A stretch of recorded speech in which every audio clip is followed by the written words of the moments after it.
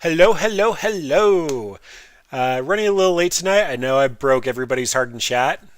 Yep. Well, tonight we're playing a fun one. So we're playing Bob Spaghetti. So before Mardu Pyromancer was a thing, people used to ask the question, why doesn't Mardu see play in Modern?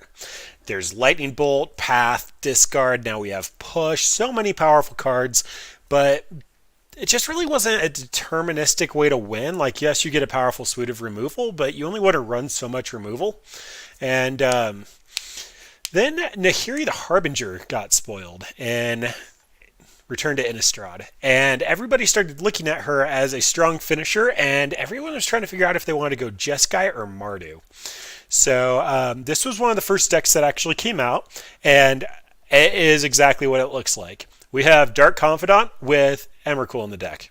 I am very much expecting to flip 15 damage off a Dark Confidant. That's the dream tonight. People, don't let your dreams be dreams. Let them be a reality. Not all dreams are good, but this is going to be our dream today. So Dark Confidant is going to allow us to reveal the top card of our library, put it into our hand, lose life equal to the CMC. Emrakul's going to one-shot us tonight. I just know it. Then we have a very strong finisher. Most people are aware of the Big Menace. And then we have Nahiri, whose ultimates is going to allow us to actually go and grab Emrakul, put it into play, attack with it, and put it back into our hand. And her +2 is going to allow us to discard it and shuffle our library back into our graveyard back into our library. And she's just very synergistic with Emrakul. So yeah, that's going to be the base of the deck. As I stated, we were running a very powerful suite of cards here. We have Bolt, Path, Inquisition. Very powerful suite. Note, they're all one CMC.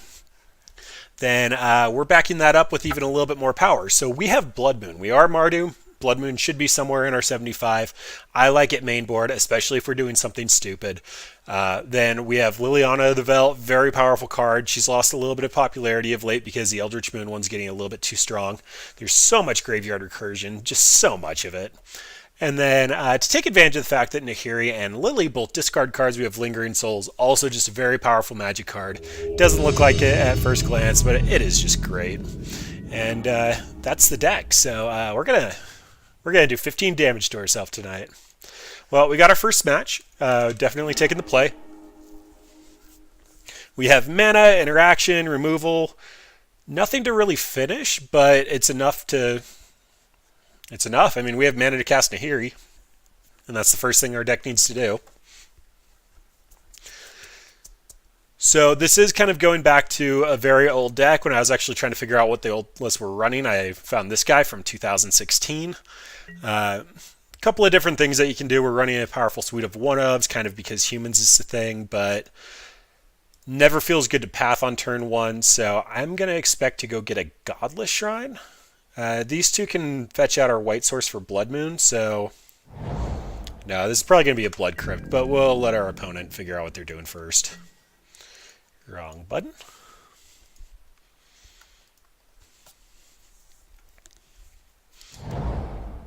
And looks like it's Hardened Scales, possibly Tron? Nope, Hardened Scales.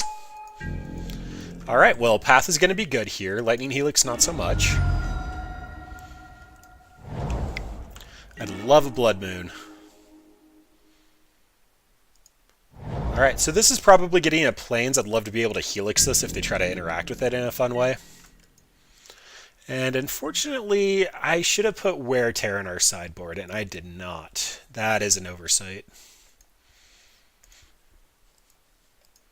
But we'll see if opponent has an explosive start or not.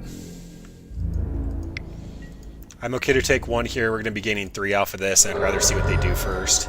Looks like they might be slow rolling a land. Yep, there it is.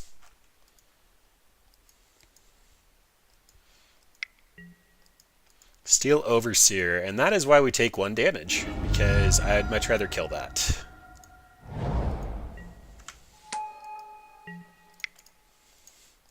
Bye-bye.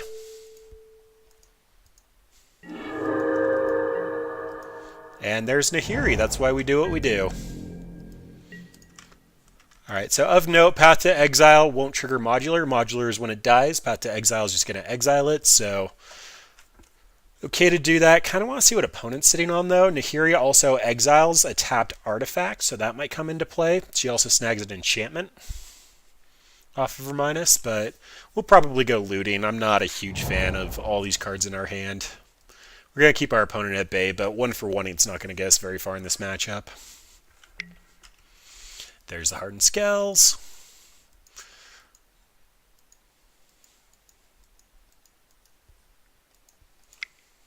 And there's the Ravager. Alright, so that's going to come in with 2. And I just want to make sure Nahiri comes down on a clean board, so we're going to terminate before the modular trigger. And then we're going to path the Arcbound Ravager before he can do anything with it. Of note, cannot activate Blink Moth, so these counters are just going away for good, and we're going to be taking a commanding lead here.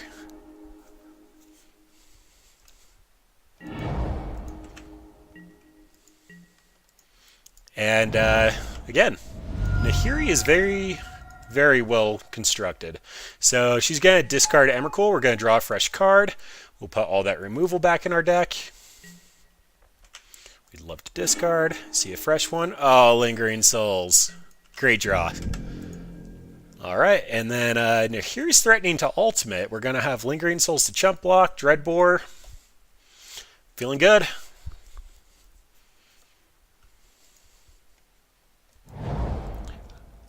Blink Moth can get in at Nahiri, but Lingering Souls are going to be able to chump block for a little while. Dreadbore not super great at taking out the manlands.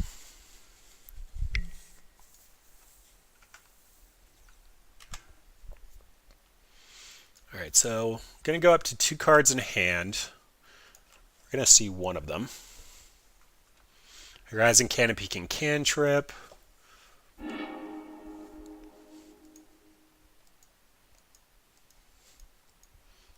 If I draw a land, I actually might just be casting both halves of the Lingering Souls. I'll make sure that Nahiri ultimates.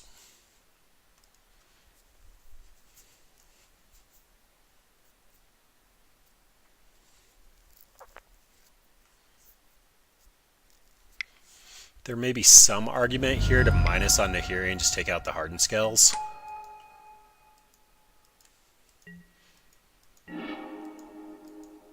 But if this is all that opponent's doing, I believe Lingering Souls is going to do some work here. So do I actually want to cast both halves of this? They can send in 3 creatures. Nahiri can exile a hanger back. They'll get no tokens. Nah, I think it's fine. I'd rather loot and hopefully draw into a little bit more action. Yep, Helix is great.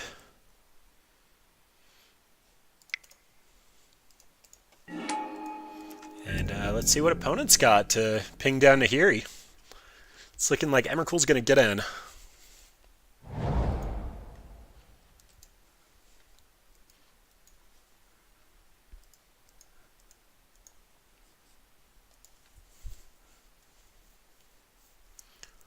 This matchup can go pretty south if you let a hanger back with an Arcbound go awry.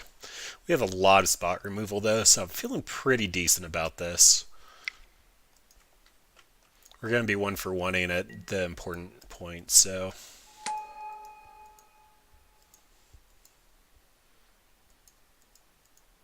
And opponent must expect to sack these to the Annihilator trigger and then chump block. That's fine.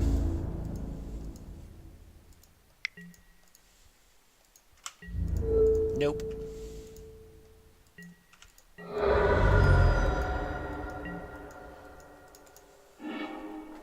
Go take out some of our lands. So black is kind of taxing in this deck. We do have Liliana.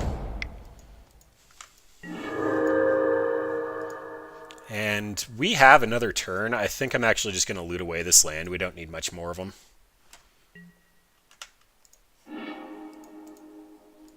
Alright, so what does Blood Moon mean? I'm going to Emrakul, but I kind of want to force them into trying to interact with us first. So I can Blood Moon here. It turns off their man lands. Then I can Lightning Helix one of the hangerbacks. And no damage will get in. So I need to leave up red. So there is some argument to not run out the Blood Moon. They have to assume that we have it, though.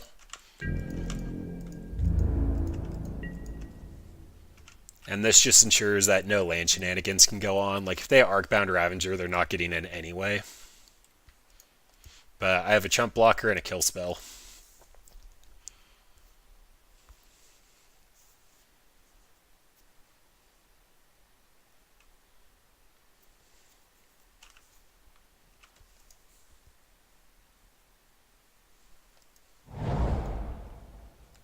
Yep, all their utility lands are going to be shut off.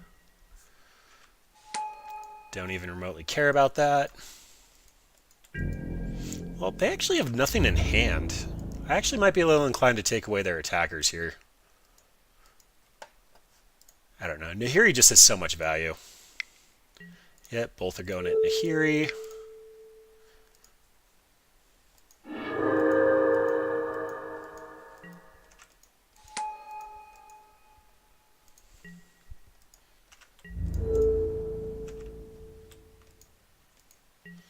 So Annihilator 6 is probably going to be game. I can't imagine it's not.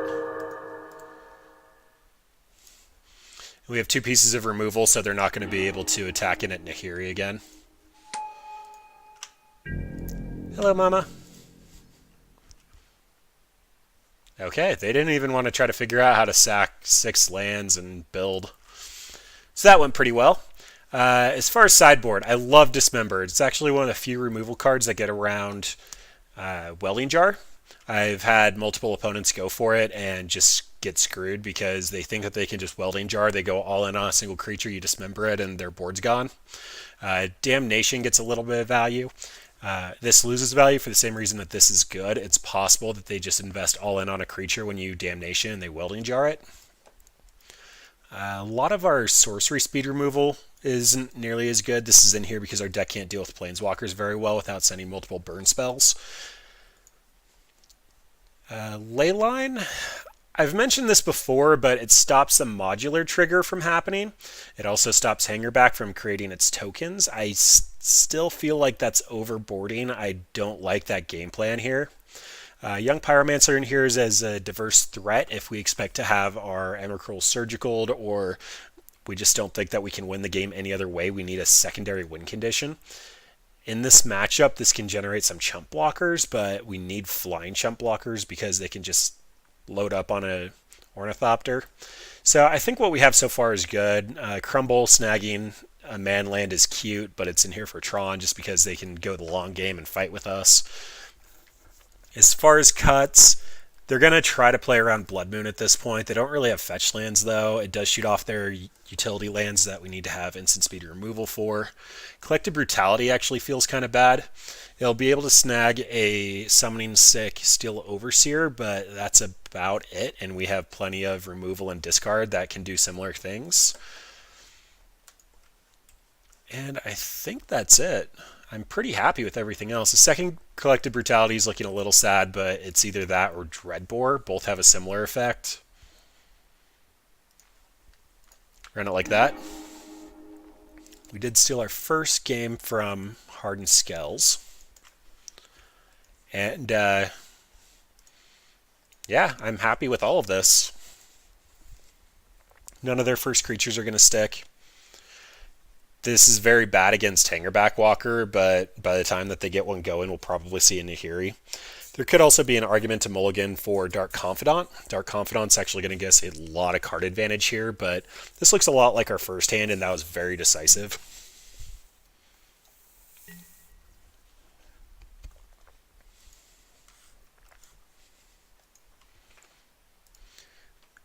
And I believe we still have both Blood Moons in, so I'm potentially going to have to shock myself.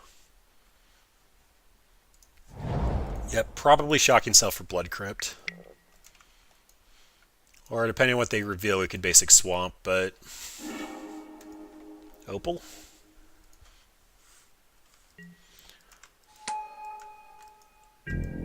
Yeah, I'm going to have to kill their 2-drop here. So I'm thinking... Hey, look at you! That's a good Bob. Good. Oh, I didn't actually cover that. So this is Dark Confidant. It's called Bob because this was actually in the old Pro Tours. The winner would get to design their cards. There are kind of cycles of them. Finkel ended up building Shadow Mage Infiltrator.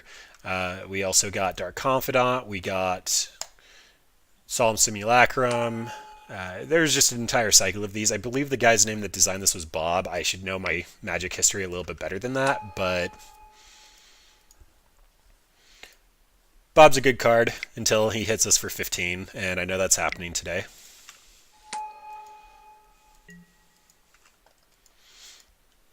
I love spot removal. So good. Goodbye.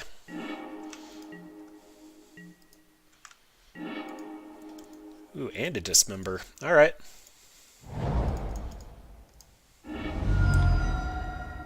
So I'm kind of posing that we possibly have a Blood Moon by grabbing basics. It's more or less a life consideration, especially with Bob now. Meddling Mage was one?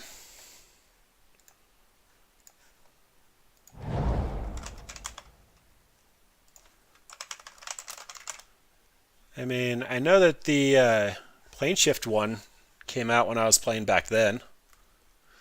Yeah, that does have like the weird pseudo art from the... Like, you can kind of tell what they are. That just doesn't look right because it's actually the player's face. It kind of left a pretty specific look to the Magic cards from back then. Like, they look like they kind of don't fit because they were kind of forced to make the art meld in. Wow, all that and an opponent's still taking their turn.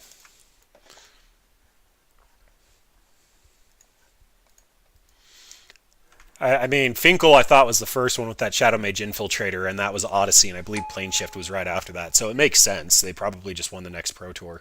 Snapcaster was definitely one of them. But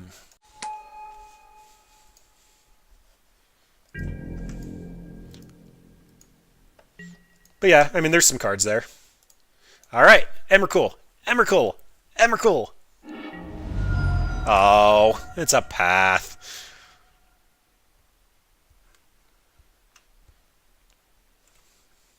Alright, so opponent knows we have the path. I actually kind of think I'm on Lingering Souls here.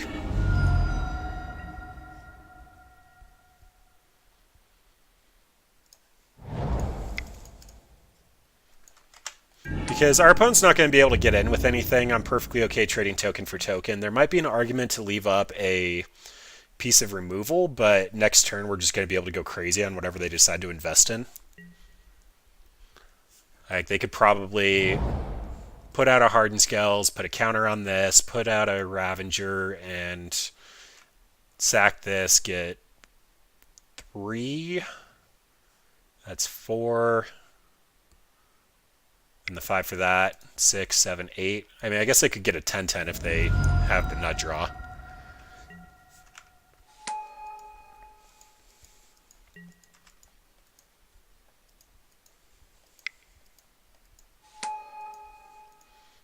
But, I mean, our dream today is to get wrecked by Bob. So, opponent, you do you. I'm not really going to try to interact with you.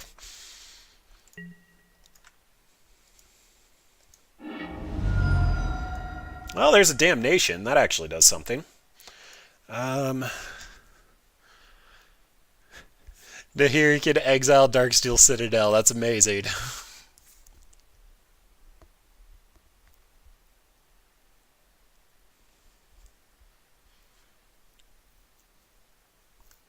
Alright, so what do I actually want to do here? I can flashback Lingering Souls, hold up Path to Exile, and Bolt and or Dismember.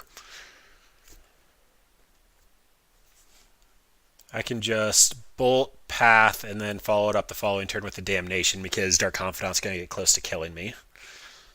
I can just run out Nahiri and start looting. I think Nahiri will be better the following turn.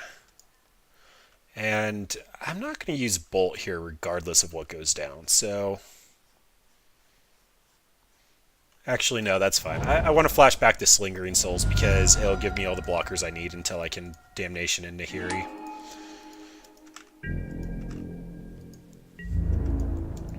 So we'll give Bob one more turn to kill us.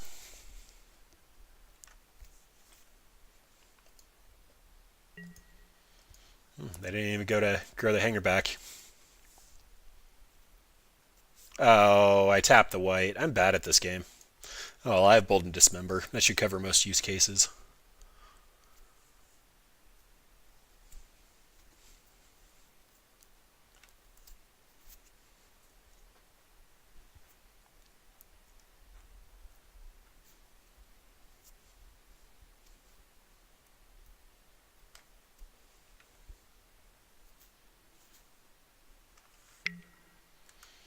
There's the Hardened Skells. Now, if this is an Arcbound Ravager, I'm going to feel bad.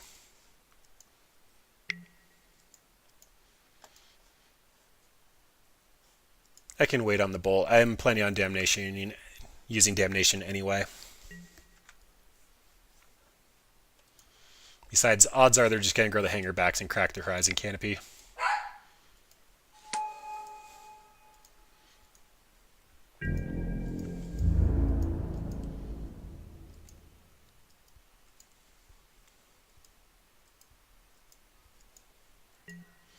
You don't want to trade the servos?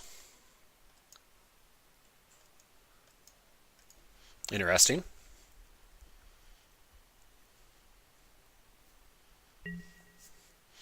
Alright, so clean up here. Bolt this guy. If they grow this one, I'll dismember it. Otherwise, I'll just untap Path and Damnation.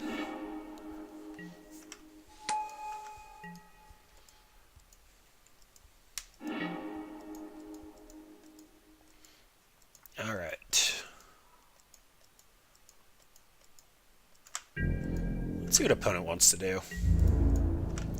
Just trying to get in some free damage here. I do intend on clearing the board.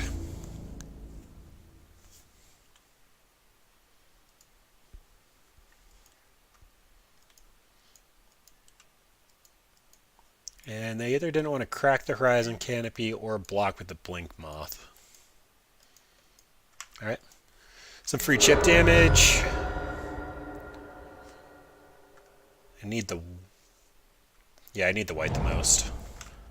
I'll path this guy. No tokens for you.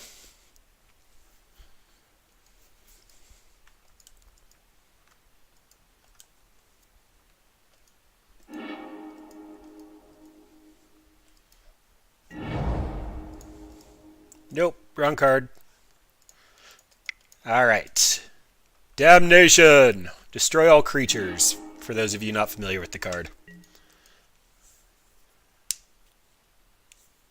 And then Arcbound's actually still pretty bad for us. So they can pay 2 for Arcbound, get 2 counters on it, 4, 6, 8, 10. Yeah, they can kill us if they draw an Arcbound.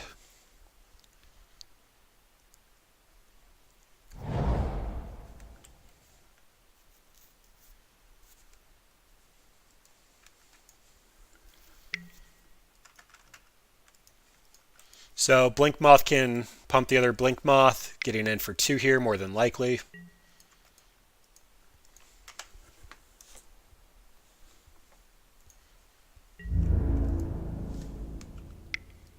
I'd love to see a Blood Moon.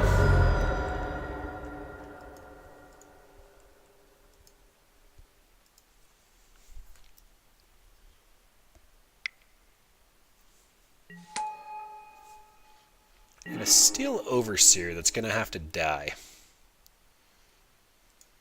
Alright, so I'm down to shocking myself too, which is super unfortunate.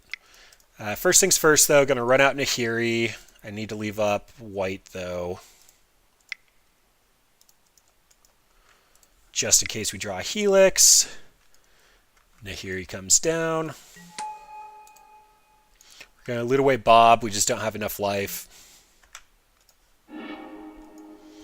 Another Sacred Foundry. I actually do have a mountain, but that can't get a mountain. So I'm going to have to take a shock and dismember. So I am almost dead to that. That's unfortunate.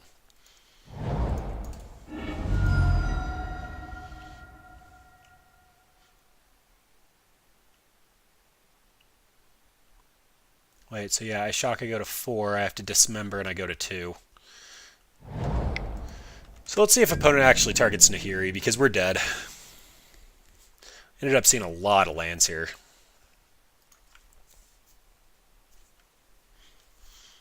They also might be incentivized to take a weaker line because we left up Bolt and Path.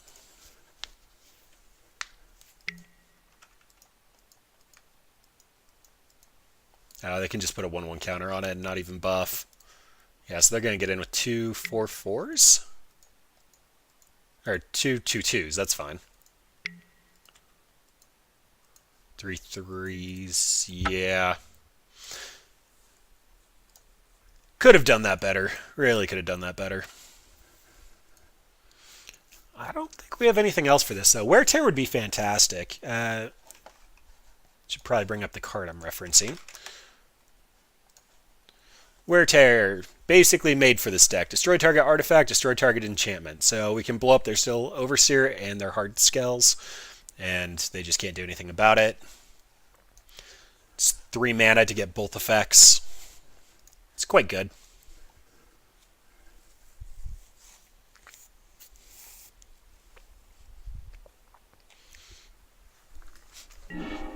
Hopefully we get a little bit of a better draw than that. We even drew a ton of cards off of Bob.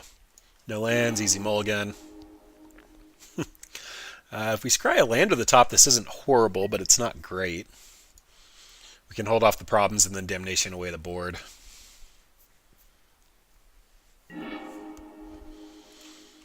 That technically qualifies. I also can't use my fetch land here because the land is on top, so probably going to have to let them keep their first threat, but yeah. Don't want to fetch it away.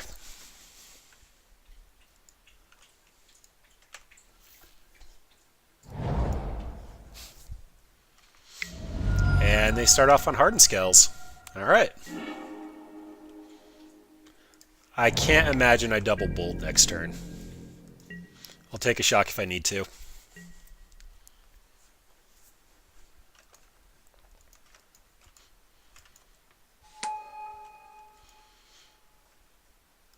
Alright, so basically anything is...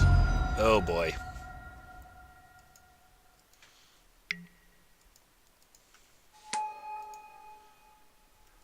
Alright. So this is where we're at today. Luckily, we still get a 1-for-1 that, even with all the setup that they did.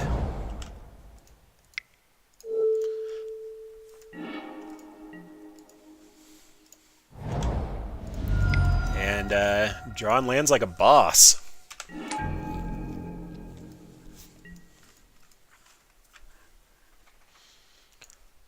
Opponent has a lot of synergy going on, though. A redraw.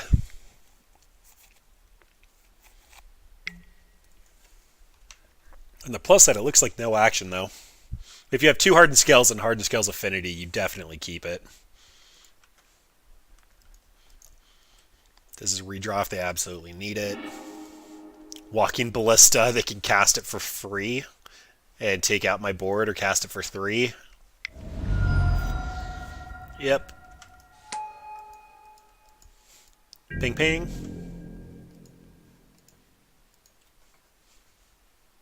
Ping ping.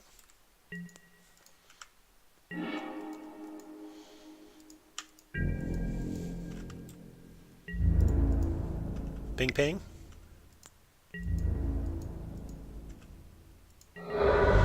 Interesting. Alright. That's what they revealed, isn't it? They must have nothing else going on.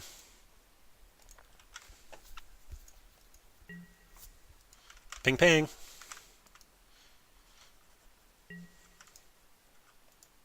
Yeah, that's right.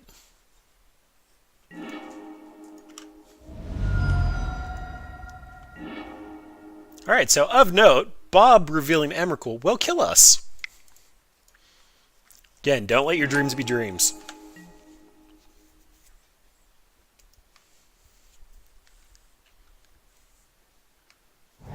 They did really want to untap, because if they put another counter on it, it gets 3 counters. I mean, they still could have pinged off both my spirits and then gone for another counter, but again, they're on no action here. There are Ancient Stirrings, Cracking Horizon Canopies. There's a land, so we can actually start to punish them for it.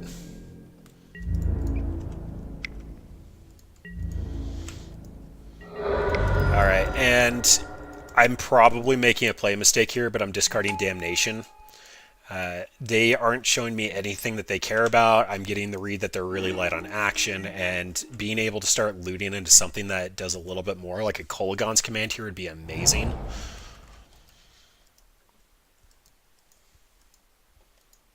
I also could have just started taking away the Hardened Scales. That actually might have been correct. Ooh, Nelly.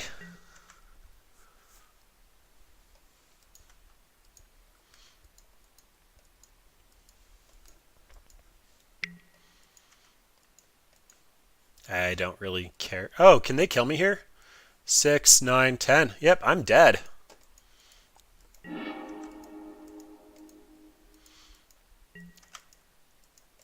So, Hardened Scales math is kind of a bitch. Not gonna lie about that.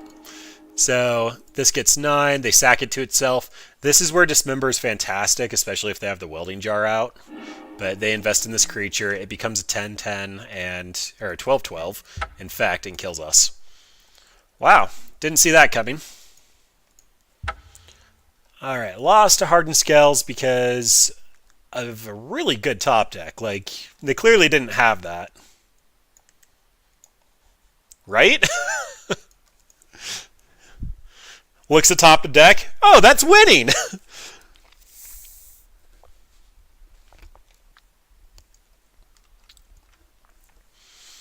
Yep.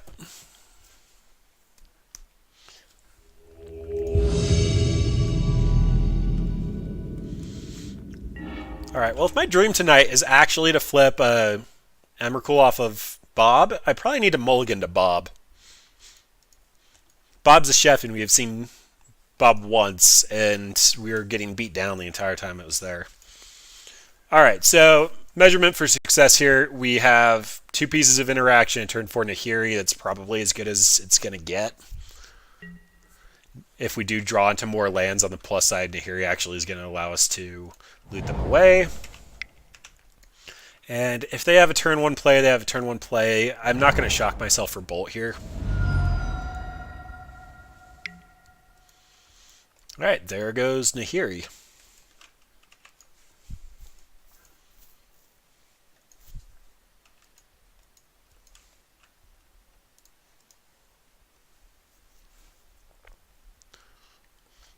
Opponent's probably trying to figure out what the heck is going on here. This deck hasn't been a thing in 3 years, so... Especially with the trend... The path?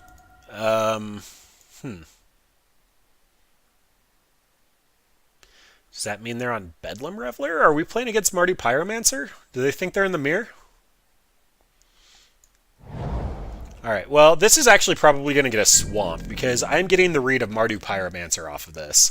They didn't want the path because they're afraid the path is going to kill Bedlam Reveler, where Bolt will kill this Pyromancer. More than likely. Oh, it's Soul Sisters! That explains that.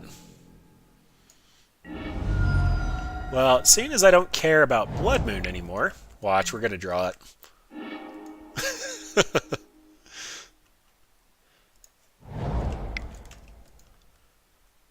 Wait, what is this? Is this just a weird humans list? I'm so confused. It's looking like Death and Taxes mana, but they're playing discard, so that means no Thalia.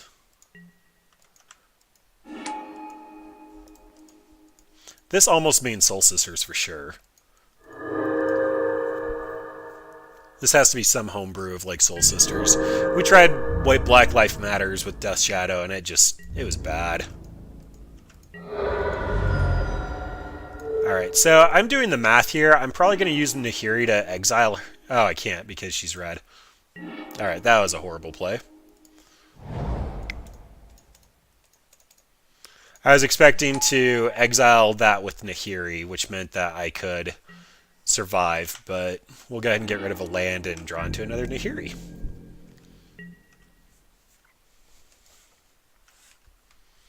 This is going to force them to go towards Nahiri for a little bit, though. Plus, we have a backup. This is probably going to gain us like 10 life here. Unless they have another Thoughtseize and they take this Nahiri and play Zealous Persecution and kill us. I guess that actually wouldn't happen with Zealous Persecution, but it can go downhill pretty quick. They are respecting Nahiri. And I actually really like that play. So, 2 modes. I want to get a better look at what's going on, and I want to duress. Or that means I want to duress, and that means I do want to kill this pro-black. Are you kidding me? Okay, I need to read this card. Pro-black and red, Soul Sister. Alright, I think I'm on duress then. I kind of don't care about draining. Our opponent seems to not care about their life going down, plus they're getting a lot back. Oh, so it's just black-white tokens, and they added the Soul Sister for a little bit of spice. So that means Secure the Waste goes down. Then Bolt does nothing against Lingering Souls. There we go, that's what I wanted. Bobby Boy!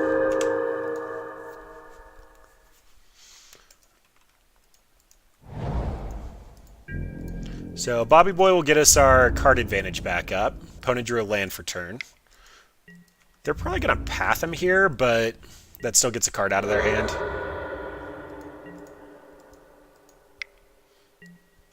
First half of Lingering Souls. Path to exile. Yep. And in case we do draw Blood Moon. Yep, there it is. Probably actually going to discard it here. Our opponent's... This is going to hurt us more than help us.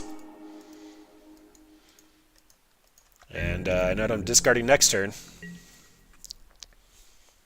Zealous Persecution is probably another card I want on the sideboard here.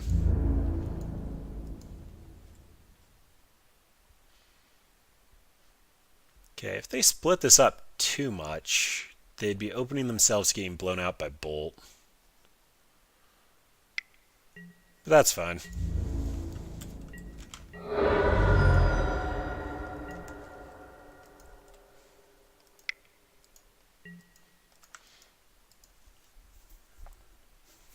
Alright. Does Nahiri actually want to exile that?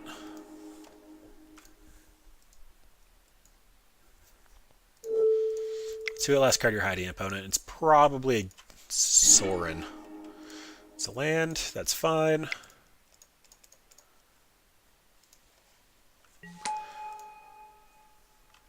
I think we're out of outs here. Colomagon's command can't pick up Dark Confidant. They're holding a land to discard. Liliana doesn't do anything against Lingering Souls. Alright, so what we're going to do is we're just going to discard this Sacred Foundry and then probably move on to game 2. If we see... Yeah. Alright, Damnation, you come in. Leyline, you probably come in. Timely Reinforcements, probably coming in. Outbattle them on the ground, sure, feels like a decent strategy. Terminate. They likely actually have Planeswalkers. I am looking at the Dreadbore more appealing. Path needs to be in because that one creature's pro-black and red. Yeah, that champion was like the entire reason they took that. Our Lingering Souls can combat theirs. Liliana is going to lose a ton of value here since they're a token deck, so that's an easy cut. Braid just feels bad. I mean, they potentially have, I guess, Relic? Grafdigger's Cage would hurt them more than help them. Some of the more expensive targeted removal. We do need to cut our curve a lot with Bob, now that we're bringing in multiple 4-drops. Blood Moon's not going to hurt them, and I guess maybe just a push. This feels like a miserable matchup. And this is everything we want, except we want one more land. So Leyland's going to shut off their Lingering Souls. Inquisition's going to snag, hopefully, the pro champion. And then if they do end up going wide, we have Damnation. Yep, there's Zealous Persecution. This is the card that we'd want on our sideboard for this exact matchup. Secure the Waste is still kind of bad for us. I don't like the fact that it's instant. We're not currently banking on any of our creatures right now, so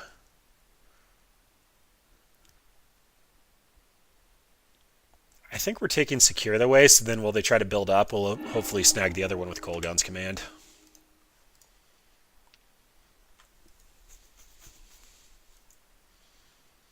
Yeah, this guy right here, its actual CMC is 6 because of the 2 white cost. Getting 3 flyers is going to be a little rough. Alright, and now we actually have a creature that we care about for that Zealous Persecution. Alright, well I guess we will see if they want to run it out. Post sideboard, we actually look a lot like Mardu Pyromancer.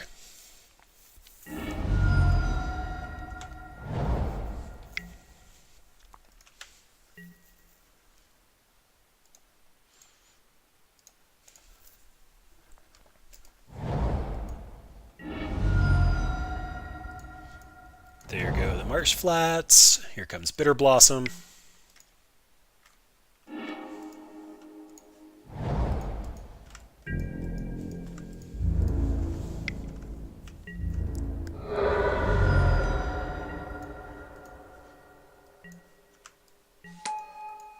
Yeah, I definitely needed more -1/-1 hate. I assumed tokens would be bad, and that's why I put the Damnation in the deck. And there's Spectral Procession. I don't think our opponent has anything that's going to hate us out, so I'll just grab our other Shockland. And Nahiri's a fun one. So Kolaghan's Command is actually probably going to be better after we Damnation. I think we're going to have to take our hit for 4 here. I'm not going to Dreadbore token. I assume that they have Sorin in this deck.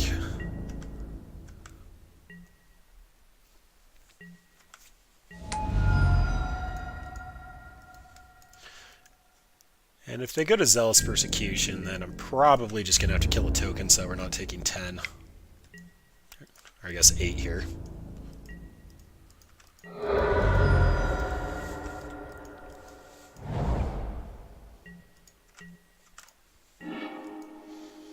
And that's probably just game. They're going to send in 10. We're going to kill 1. We'll take 8. We go down to 3.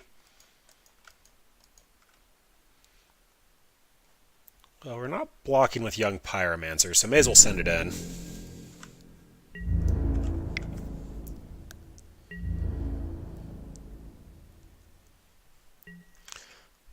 Alright, so clearly no intent on casting Zealous Persecution in the immediate future. They might think we've been holding one up, so they might be waiting on that.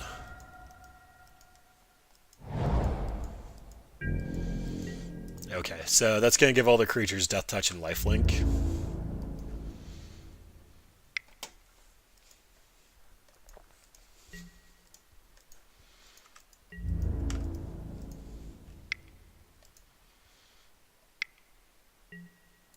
Maximum value.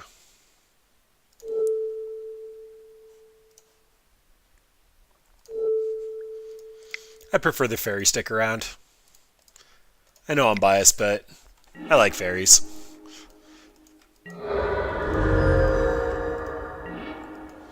And that's just game.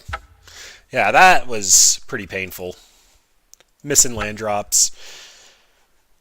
That felt like such a bad matchup, though. We tried a one-for-one removal, like that's what this package does in our deck, and they are just trying to get two-for-ones that are not permanent. Yeah, that's painful. So Hardened Skull stole one from us. Black-white tokens, definitely Mattery Lodge up for them. I don't think it's like horrible, but it's probably at least 30-70. And we have no red here. I don't think a turn 3 Liliana on the draw, if we see a land, is good enough. And that's pretty bad, but don't want to go a whole lot lower. Plus we have all three colors. And looks like we might be playing against Jund. Possibly green-black. If it's Jund, our main board Blood Moons will do a pretty good job. Let's take a look, though.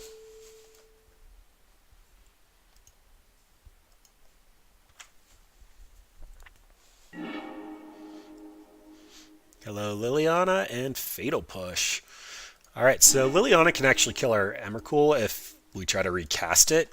And Nahiri will give it haste, but also don't want to just start discarding our hand for no reason. Planeswalkers are quite hard for our deck to answer.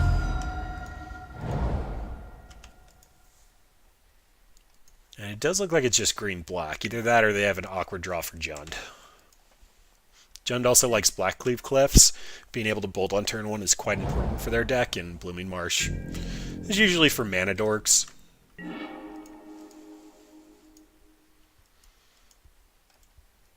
Okay, so if they have Lily, we're still going to be discarding. I'm expecting this game to go long. I'm going to try to preserve my life total as much as possible.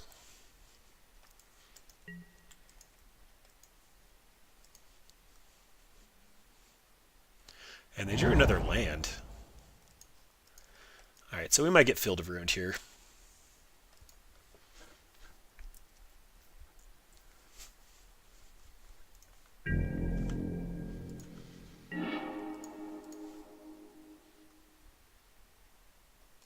Alright, it begins.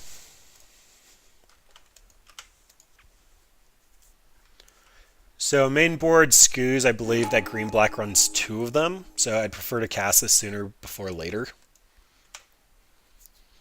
Otherwise they'll just start coming down and eating our spells out of our graveyard.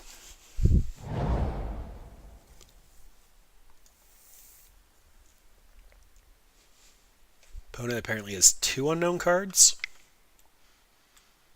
Actually, no, the Blooming Marsh was played. Because we Inquisitioned on turn 1.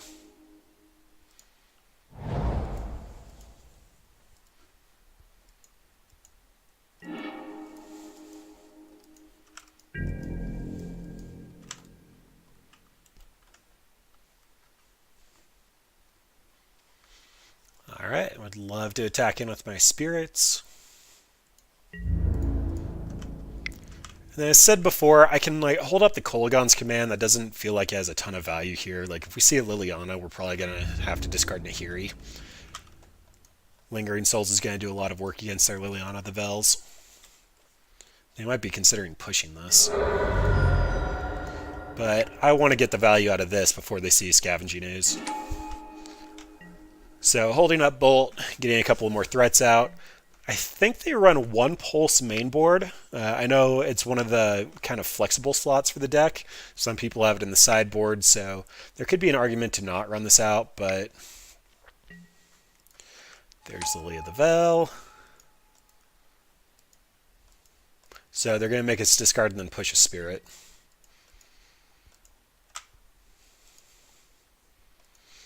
And another good reason we cast the Lingering Souls. We're going to discard the Emrakul and get a free shuffle effect.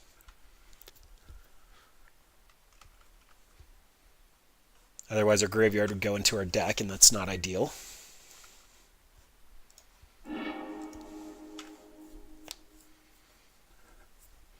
And if opponent didn't know what we're doing, the jig's up.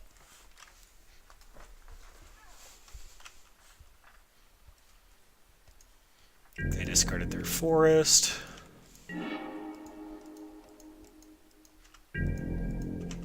And I know they're going to push a spirit, so yeah, I'm just going to send it all at Liliana. They're going to do it anyway. I'm kind of okay trading this blink for one of their cards, although they'll probably discard something that's equally not as effective. It's also possible that they just end up having another Liliana.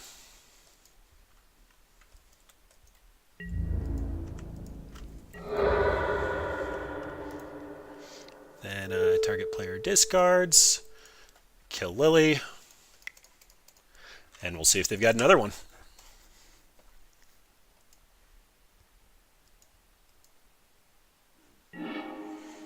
Discarded Blooming Marsh.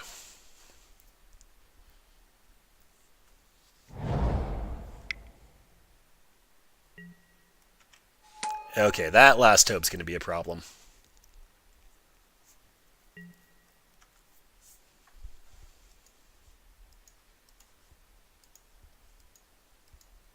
Luckily, this K command can snag their last card and kill Lily if they don't have any more interaction. If they do, we're probably just going to have to Boulder. This card does a lot against our deck. Also, like I said, very hard to kill Planeswalkers.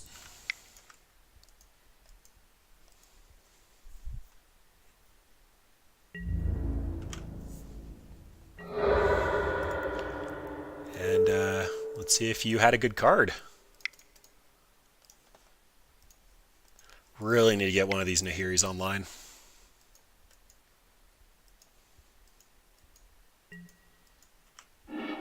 Just another Fatal Push.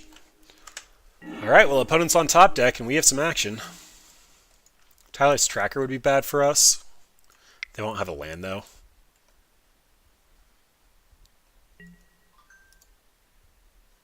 Just Duress.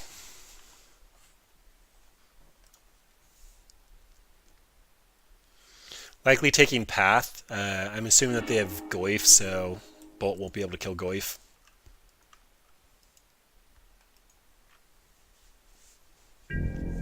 Come on, fourth land. Bob also would have been fine.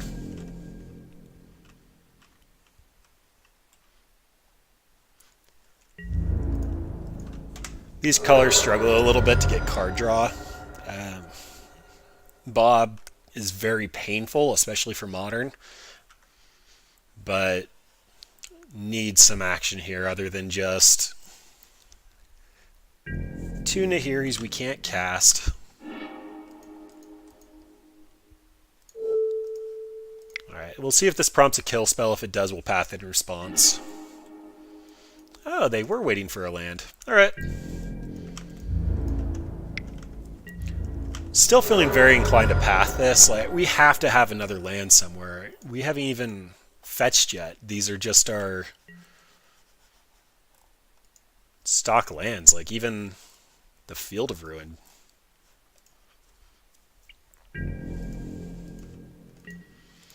Yeah, I'm on it. I need to get this Nahiri down. And, of course, we draw one. Oh well. Discard target.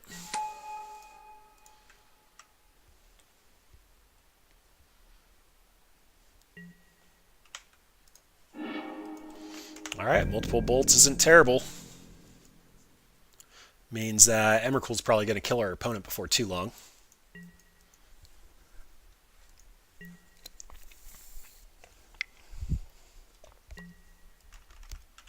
There's Skoos with one creature to eat. This has been a very weird game.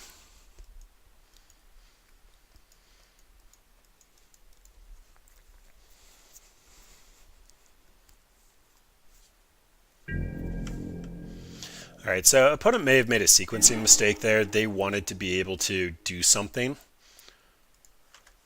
Like, I can just bolt it now. Like, drawing the Fatal Push makes it irrelevant, but let's actually just make sure. So, one. Yeah, just one. Bye, Skoos.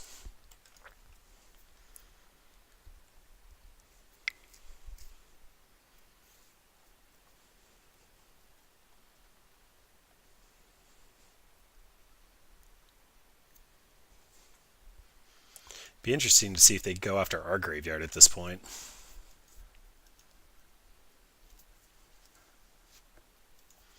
I guess gaining 1 life is relevant since they know what we're doing. We did shuffle in an Emrakul, so they do know about it, and that's where our Field of Ruin land went.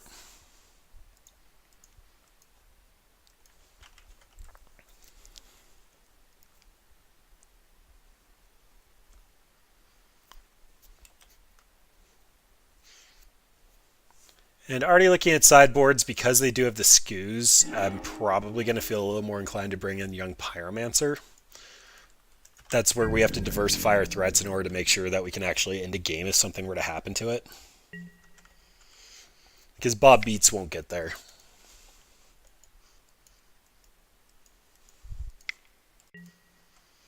Oh, no fun, opponent. And our path got our last basic.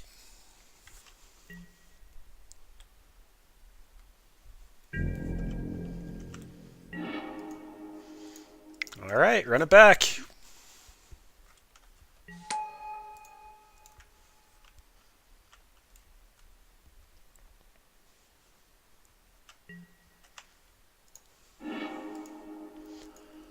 I'm a little tempted to run that out, but I think it's still better discard fodder for Nahiri. They shouldn't have any hasty creatures since they're not red.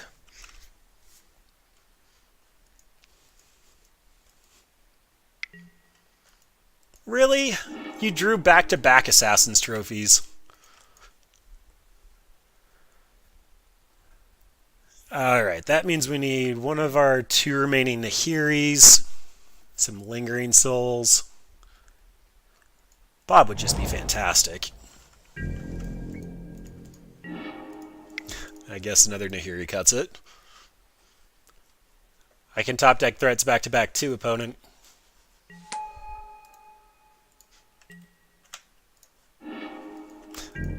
And I keep drawing spot removal.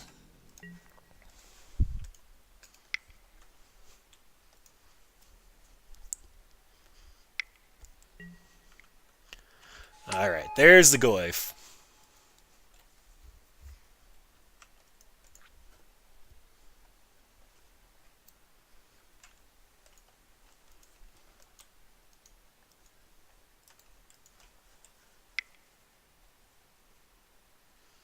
Oh, and they have the Hissing Quagmire too. I didn't realize they ran that out.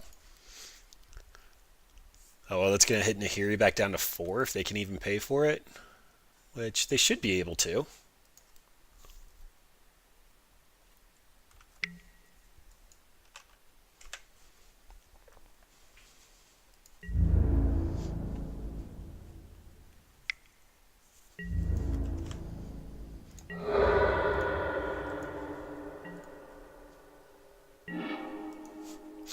And another Nahiri. Alright, so I'm hanging on to that one. It just feels like I should probably reserve that since they've been running kill spells back to back. If we get Emrakul, we could shuffle this all back in, but it just seems a little too risky to want to risk it.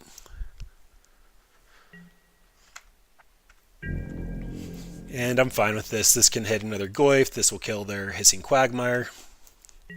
We can cast both.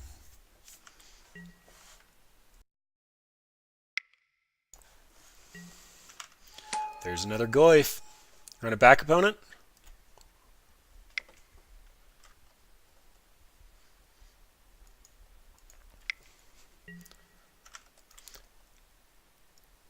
I feel like R&D, when they created these, were being very careful because of how good Celestial Colonnade and Creeping Tar Pit are.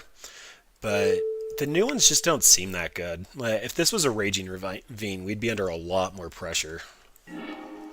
I mean, I'd still probably kill it, but... Ooh, and a Bob.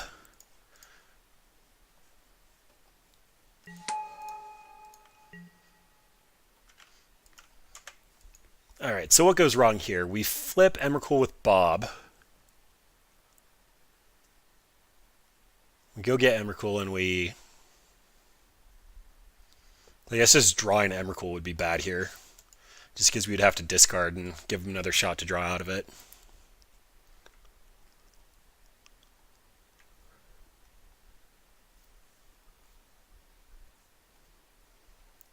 I don't know. If that's the case, Bob was probably a play mistake, but Bob is a lethal attack.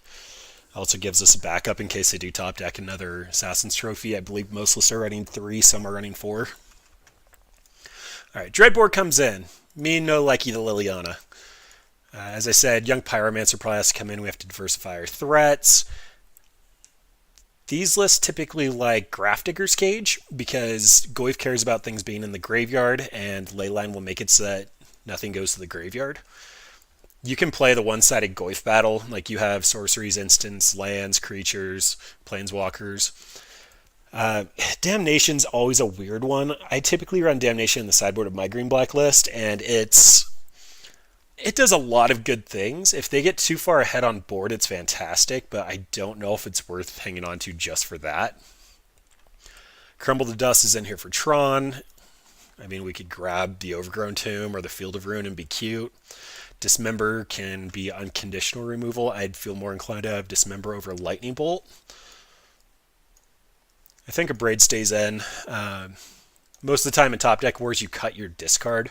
Inquisition's just such a bad late game, and you try to 1-for-1 at the beginning and then draw better cards in this matchup. Path is unconditional. We've really raised our curve. Collective Brutality is going to have a lot of whiffs to it. You can't kill anything with -2/-2, and you're going to duress a discard spell or possibly a push. And that looks like our configuration right there. We went up a lot of 2-drops and cut some 1-drops, but these just feel better. Argument for Timely is just they can chump block all of their creatures for days. But I want to be able to deal with the Planeswalkers, and that's probably the highest priority. Planeswalkers will run away from the game. Lily of the Veil is also very bad for our deck. Especially now that we're bringing in Pyromancer. A lot of the Last Hopes are running one main board, one side, and the sideboard comes in here. That might just be metaing too hard, though.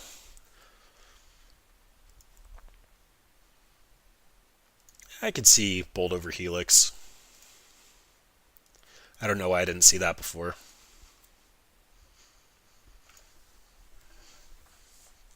Helix gaining life is pretty nice, but costing 2 is actually quite a bit, and flipping it with Confidant actually hurts more than the Bolt.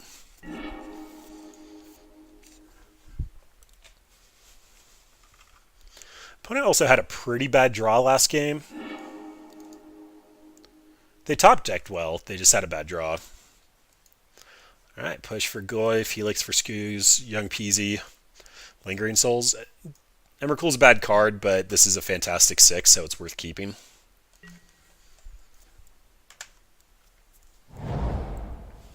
Oh, we don't have red. Alright, I'm not expecting to bolt their creature here. Oh, I can't. I mean push. I will have wished I had chalked that in if we draw a mountain and they play Goyf here. But that seems fringe enough that it's probably not worth trying to do it too hard.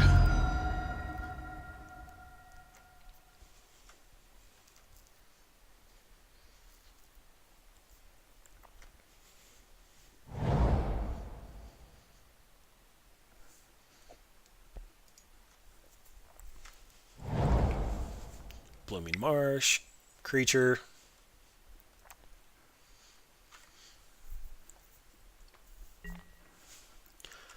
Yep, there's Brutality, probably taking push here. I could do us a favor and take the souls. Means we'd actually be able to cast it next turn.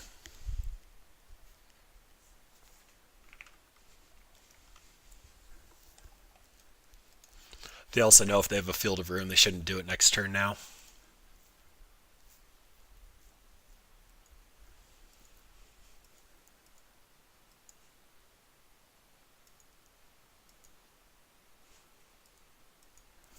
In Jeskai, you end up cutting this a lot from the sideboard. They have the ability to go tempo, though, and we just turn into a bad burn deck.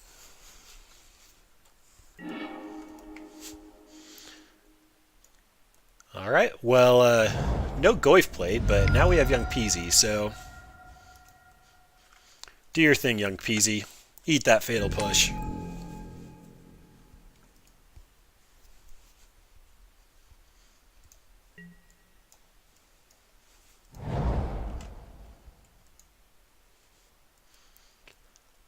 Really don't want to see a Liliana sack a creature. That'd actually be really bad for us here.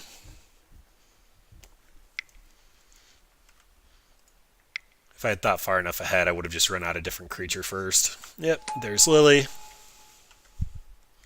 They're not going to make us discard because we have two things we're happy to discard.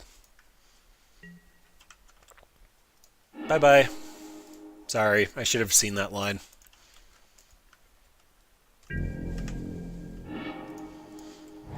But Lingering Souls fixes everything that Liliana breaks.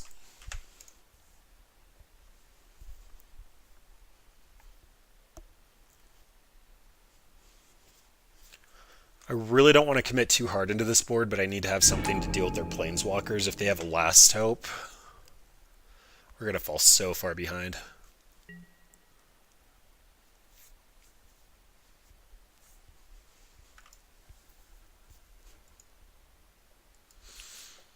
Funny enough, discarding this here is going to be bad for us. We want to be able to double cast next turn, or double spell.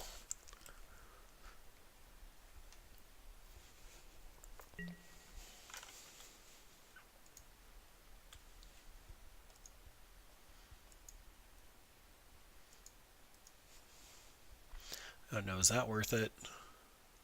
If they Last Hope, they kill off a Spirit. This Lily goes back down to 1. We're probably going to be playing Young Pyromancer, and that's just going to eat the Last Hope activation. Yeah, going to try to double Lingering Souls next turn and hope they're not on Pulse. If they are on Pulse, Fatal Push would be nice, but we'd be tapped out.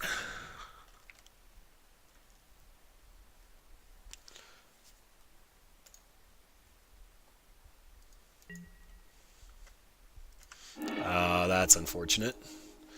Extirpate's going to go take all copies of Young Pyromancer out of our hand and deck. So it was already a 1-for-1.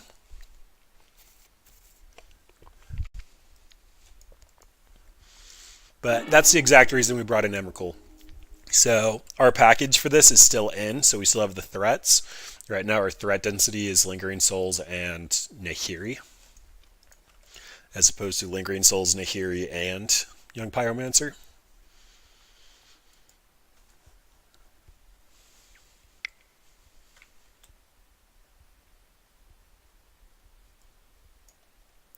And okay, Tasker. I'm not happy about that, but that could be worse.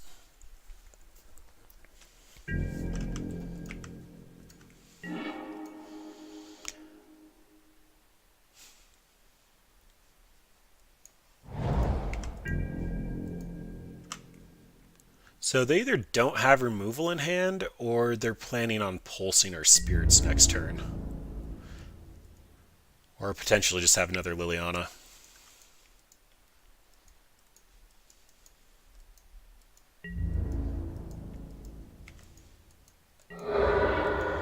Well, I think we're at a point that we just have to make them have it. I'm going to go for 6 tokens and put them on. I'm assuming I'll draw a Bolt, so a 3-turn clock. If they pulse us, we'll just go to game 3. This is all this hand can do.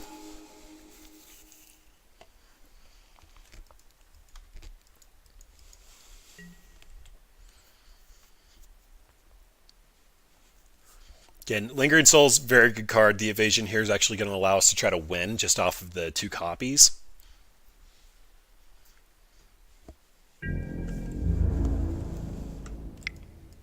Opponent's got us on a 5-turn clock. We've got them on a 3 with 1 damage left over.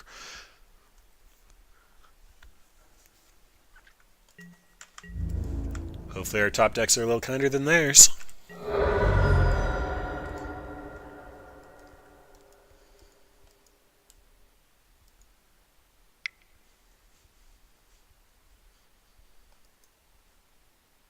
So if they push, we're just 4-turn clock still. I don't know what they're doing. They can't activate Tasigur.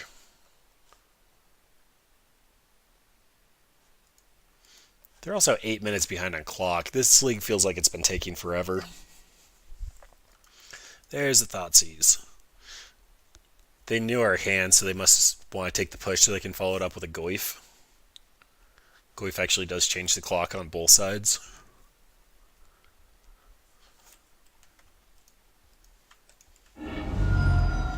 Really? Another extirpate? Nope. Alright, well, back to being a 3-turn clock.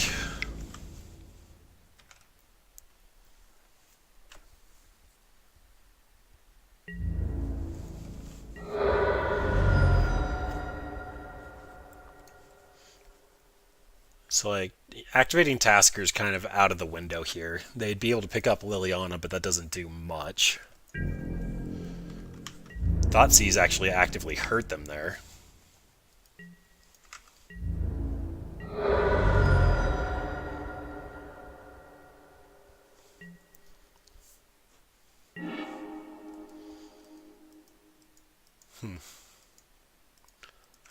What does that change?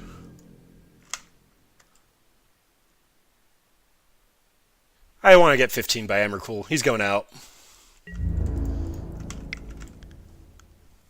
I mean, our curve post sideboard is going to be 4 at the highest.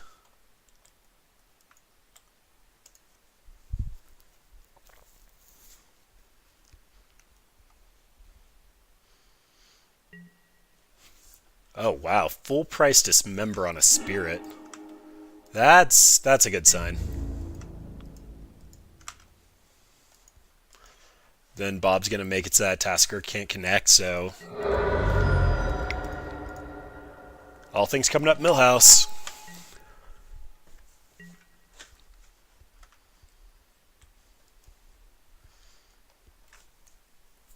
Effective use of mana is just helixing in step. I don't know what they could do here. Like, Pulse is going to be sorcery, so we'll just push whatever they pulse. And then we'll snag the win.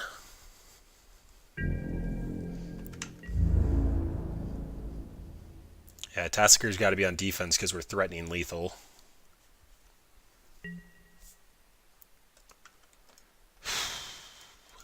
It's probably correct just to do this here.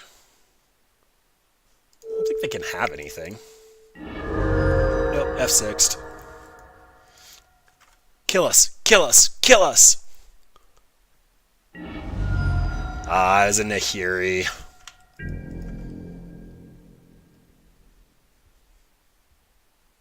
Yep, GG's opponent. Alright, well, we took that one. Not gonna lie, a little surprised there. I don't think we should have had that one. Definitely better matchup than the black-white tokens.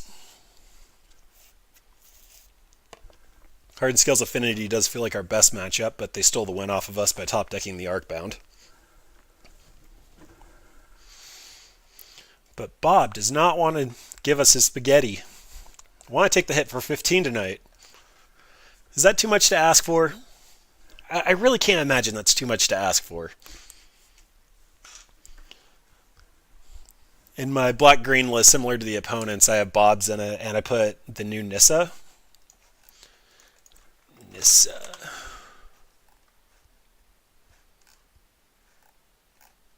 I can never remember what these are called. This Nissa. So good in that list. Like, this is probably the best card in their list. It's 5 mana, but a 5 mana Planeswalker should win the game. She is just so good. But I had one copy in, and I flipped her 3 times at FNM in like 3 matches. The odds were just insane on it. And taking 5, you're probably going to lose if you're trying to play any kind of a long game, but come on, we have a single Bob. With the odds from Nissa, we should definitely be taking 15.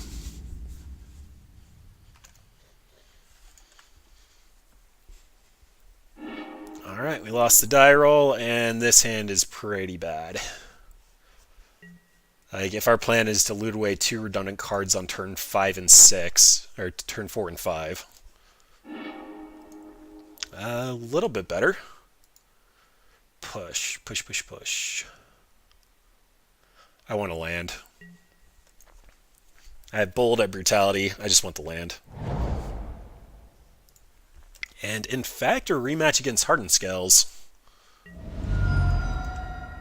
Okay, so I think that's old school affinity. I don't believe new Hardened Scales runs the Vault Scourge.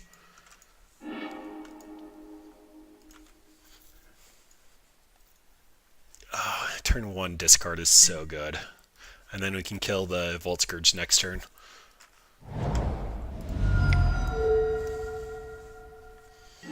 Show me what you got. Alright, so super old school affinity. Master of Ethereum represents the most damage. Is also going to grow the other Vault Scourges to be 2/2s. Also make this a 2/2.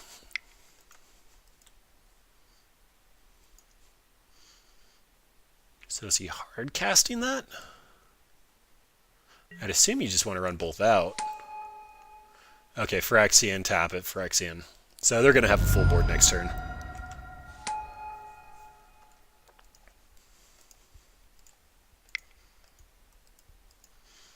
Also feeling less inclined to duress here.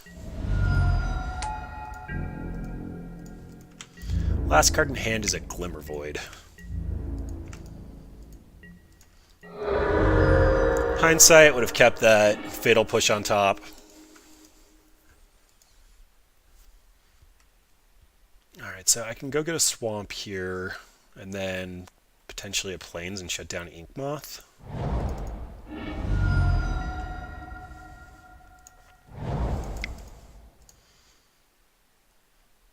There's no reason to rest. Do I want to drain with the other Nahiri? No, I don't. Alright, well, currently on the table for 2 damage and 1 infect.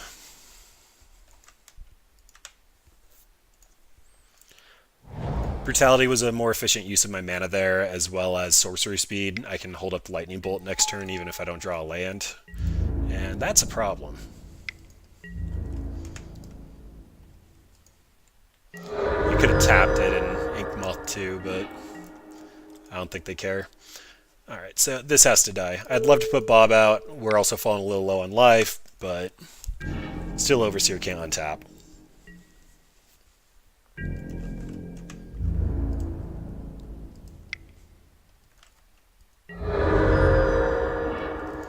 Alright, and the Plains means Blood Moon is coming down. Currently on a 6-turn clock. But that can change pretty quick. And Nahiri actually might exile one of these at this point. Either that or loot away Bob. And another still Overseer. Alright. 99 problems.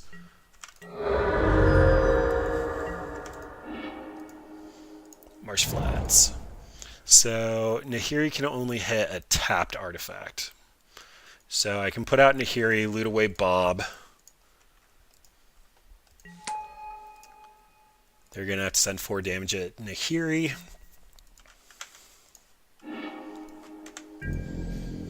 Little too late, Fatal Push.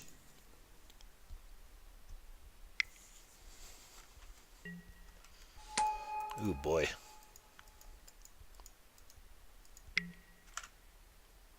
Let's see where they send it.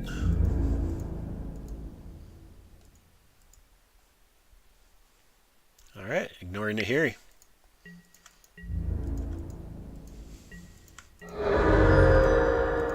I guess we are dead next turn to multiple attackers. And that is a draw if I have ever seen one. So do I control the board now? I exile this guy, Bolt Push, they have a 2/2.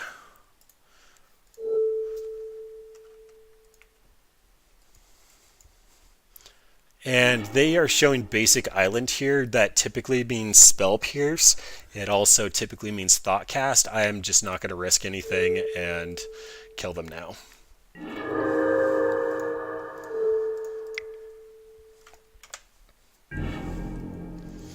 Which means they have to either put a counter on or attack.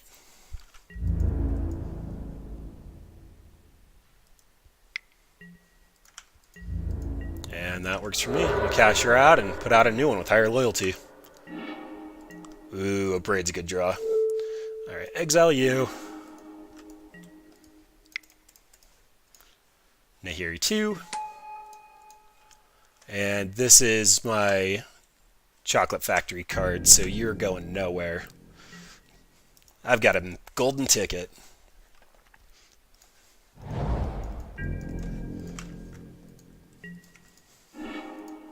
Opponent does have a lot of life, but spot removal is going to get us there.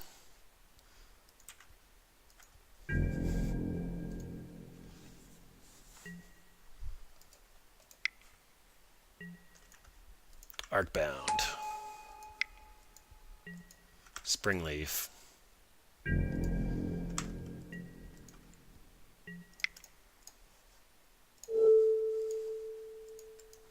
Yay, golden ticket! Ooh, and a Lily that I can't cast. Alright, I want her to survive because they are at 25. Do I want to discard Lily? No, that's fine. Alright, opponent, one shot, one opportunity to take out Nahiri.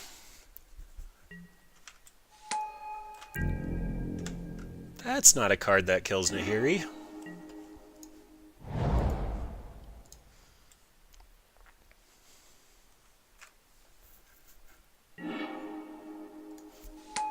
What's up, big boy? It's been a little while.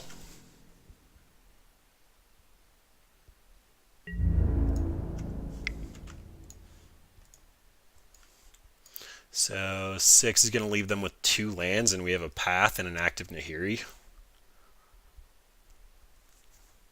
And they kept Inkmoth. It's making me wonder if they actually have Blood Moon Hate.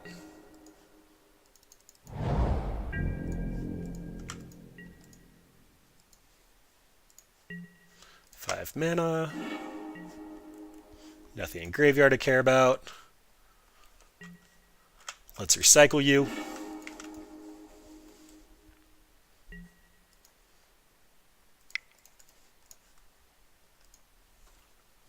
Yep, there we go. Alright, so stock affinity. Again, Welding Jar dismembers fantastic. Young Pyromancer can clog up the board. They have Signal Pests and Vault Scourges and Edge Champions, though. Damnation feels good. They're less likely to go all in on a creature. The Arcbound Ravager not getting additional +1/+1 counters for every artifact just makes it harder for them to do that. Lily, getting rid of an Ornithopter or a Might is not great. So it might just be this. Main deck of Braids. Definitely came through clutch, though. Going back, I think that Inquisition's actually what won the game there. We were able to take theirs very early and only had to look at the 3 Vault Scourge is not doing a ton.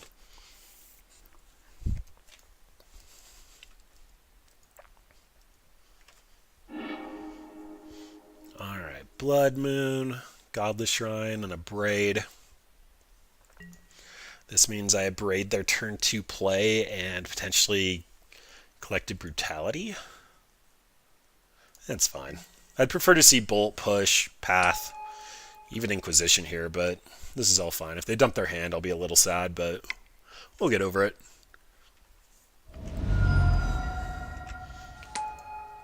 Hello again, Vault Scourge.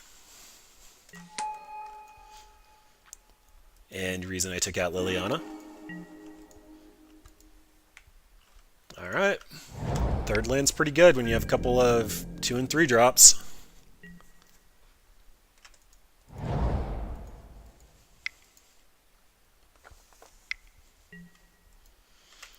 And that's why we kept this hand.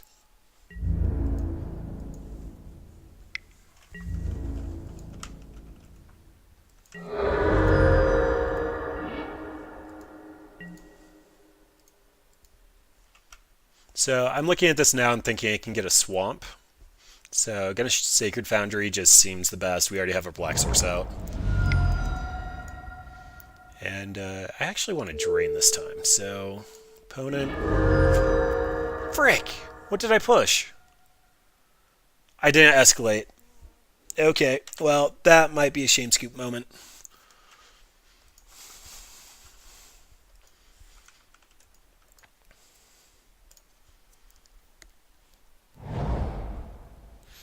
Yeah, I even had an opportunity to correct that and not click on opponent.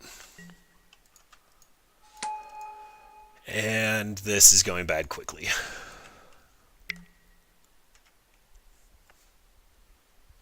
So Lingering Souls can come out. Not block any of these profitably. I think I just still have to kill the Overseer. It'd be in a decent shot if this wasn't on the table. We'd be looking at a couple of 1-1s.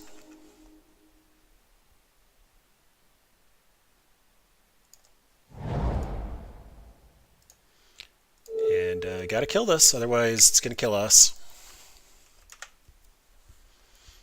Yeah, the Lingering Souls could block Vault Scourge. That was a terrible punt. Opponent has 2 cards in hand, though.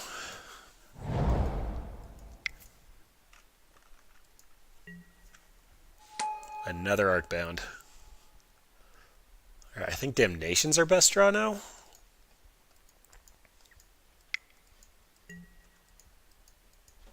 Bolt would also be serviceable.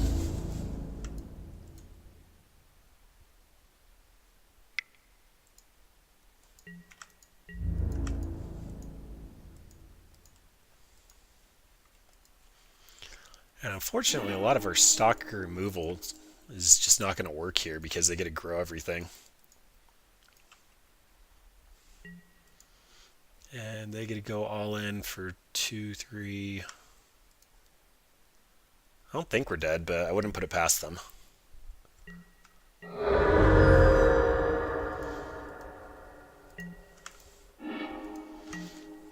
And I didn't crack that. All kinds of punts. Alright, so Lingering Souls block, Lingering Souls block.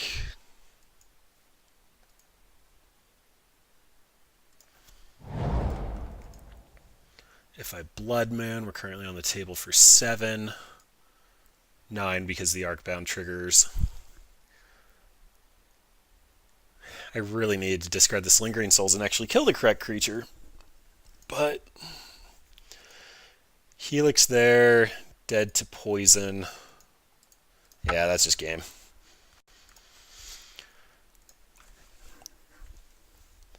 If we had killed the Overseer, the first Arcbound Ravager would come down with just an Ornithopter out.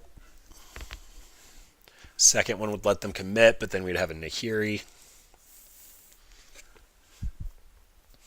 Yeah, just one turn too slow there because of the misclick. Can't dwell on that, though. Currently 1-1 against kind of old school Affinity.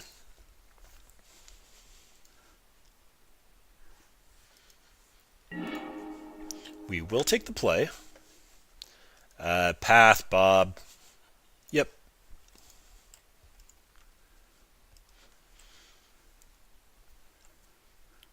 I don't think OG Affinity has anything I want to path, and it's not good to path on turn 1, so probably just running out Marsh Flats and grabbing a black dual land. That'll set us up to Bob, then path the following turn when they actually have a threat. You two need to buddy up. I want to live the dream.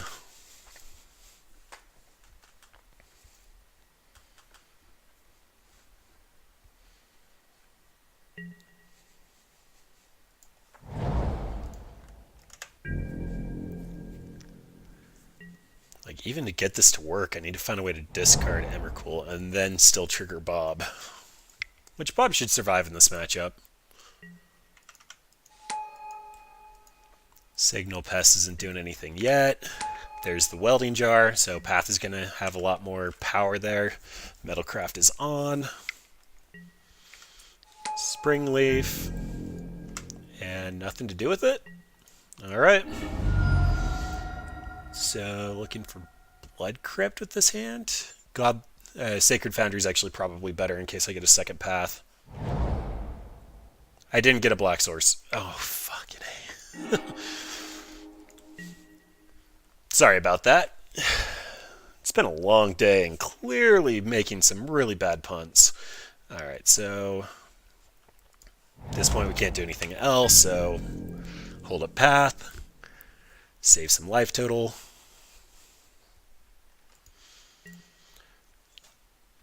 The exact text on regenerate is if a creature were to die, remove all damage counters and tap it. Doesn't say anything about getting exiled. But that's definitely getting path.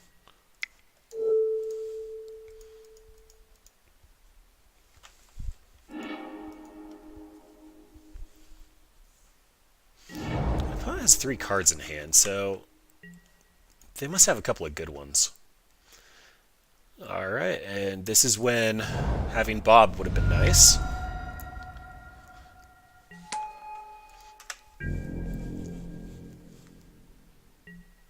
Opponents still can't really attack. They can attack in with the Blink Moth and the Signal Pest to get 2 damage in. That doesn't seem great, though. And there's the Arcbound.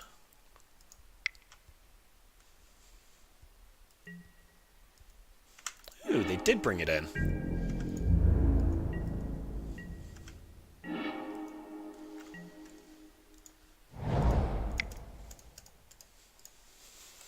Alright.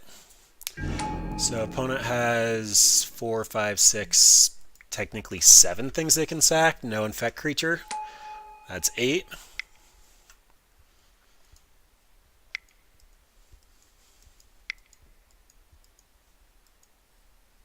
And Experimental Frenzy. Alright. So that's why they're on the older tech. Lower converted mana cost for Frenzy.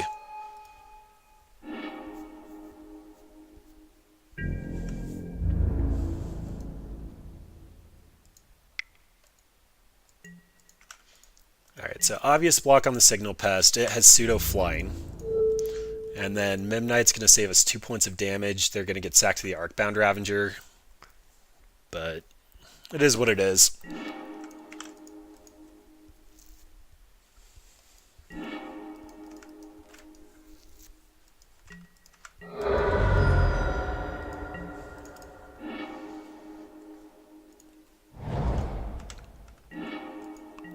And a Blood Crypt.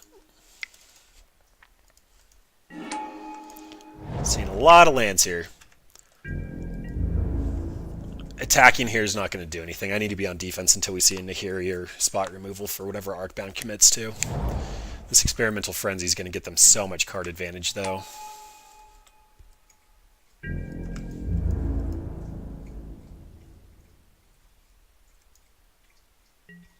Really? They could have just regenerated that.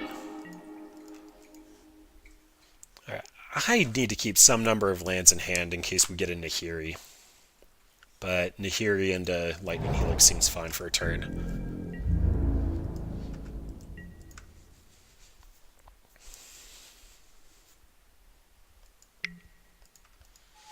Alright, Springleaf. They can't do anything with cards in hand. Land drop for turn. Another Signal Pest.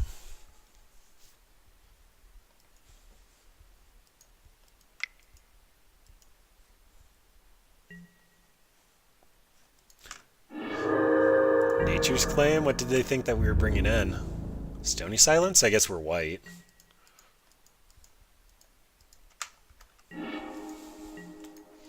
And more lands.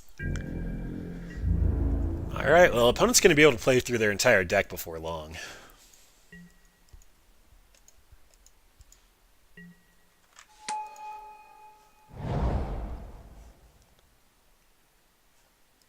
We've seen 10 lands and 3, 4, 5 non-lands.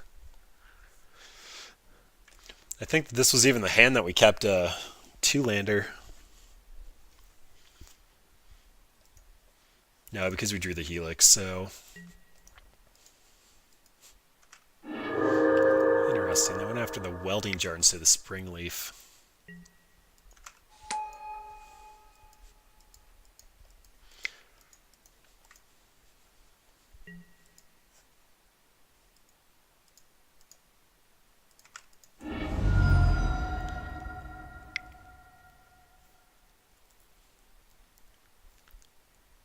Alright, opponent, you get to go all out. I actually think you get to kill us. Oh, you only have 3 attackers, never mind.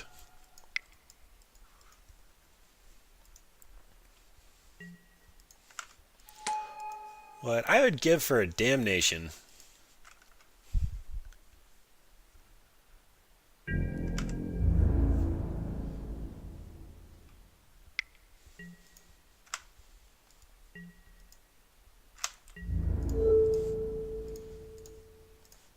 Gonna lose 2 spirits here, but that's fine. If they commit into the Arcbound, I can just Helix it. Although they have nowhere to put it at the moment. Signal Pass is definitely getting eaten. Ornithopter actually might just die.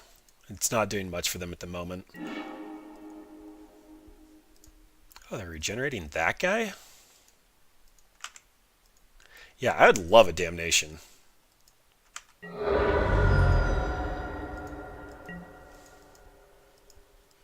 So I can Helix. They'll sack 2. I have nothing better to do with my mana here, and it's already marked with damage.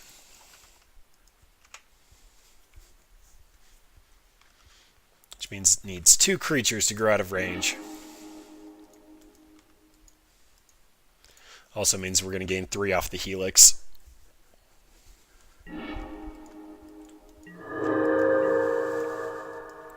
Yep, so there's the Bolt. This has to go here. But they can just sack all their creatures and invest in, so... Ooh, boy, that was rough. So many lands. The Helix and Bolt just came a little too slow. Helix might need to be a more of in this deck.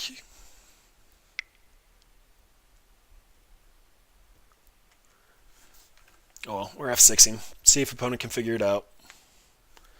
Because they can just go in on the Inkmoth Nexus, so we have to block there, and we have to block the Ravager, so they'll sack it. But 1, 2, 3, 4, 5, 6, 7. Guess we're not quite dead yet. That is +2 on everything. So that goes down. We block the 3. Take 5. But they'll sack this, this. Probably load up on Vault Scourge because of lifelink. Or they let it go. And no damnation. Alright. Maybe Affinity's not as good as I thought it would be. It did feel like Hardened Scale squeezed it out of us, but Arcbound Ravager sacking whatever you're burning does seem quite bad.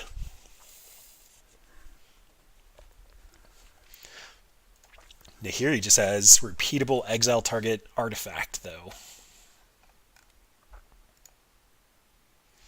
Yeah, Stony Silence probably needs to be in the board. I just didn't have it at the moment, so didn't put it in.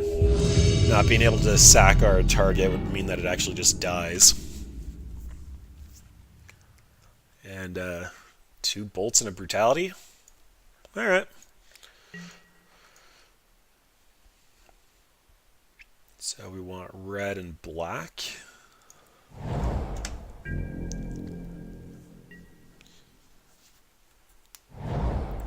Basic swamp.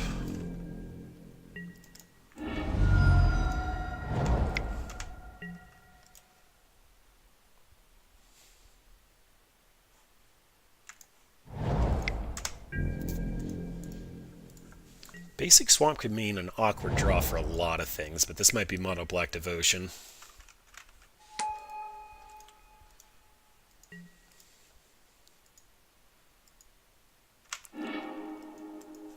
These 3 cards are redundant. I'm going to kill it anyway. They're probably going to take the Bolt just so I'm not mana efficient, but I'd prefer the Collected Brutality to see what's going on.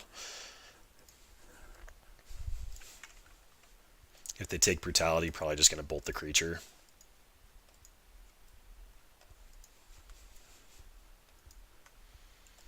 Yep, there's the Bolt, which means this probably doesn't have a good duress target, but still going for it. This time we're doing 2 modes. Let's look at your hand and kill my guy holding Bolt hostage. Right, if he's holding a Bolt hostage and he's flying, shouldn't that mean that they tried to hit him with it? Okay, so 1-3 bracket. Victim of Night, Brain Maggot, Dreadshade, Nightveil Spectre. It is Mono Black Devotion. Oh, it probably would have been correct to leave up the Bolt there. Probably going to use it on anything they cast.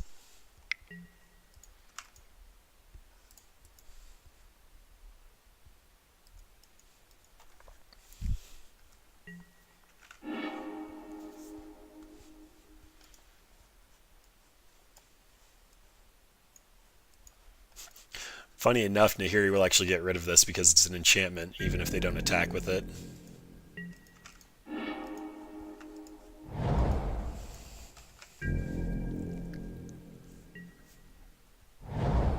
Alright, so Shade's going to come down when they can protect it.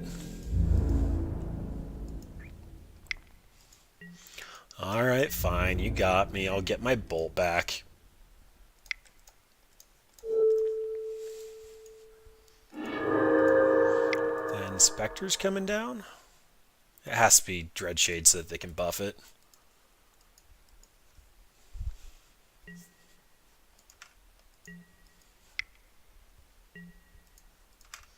Yep, there's the Shade. Blood Moon's not going to do anything here. It's just going to be a looting target.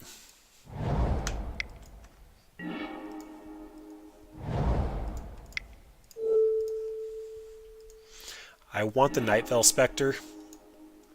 And there might be an argument to just double bolt this. It's going to be coming in for 7 next turn. Yeah, it's probably worth it. Don't like the 2-for-1, but opponent's just on Victim of Night. And I think we have stronger top decks.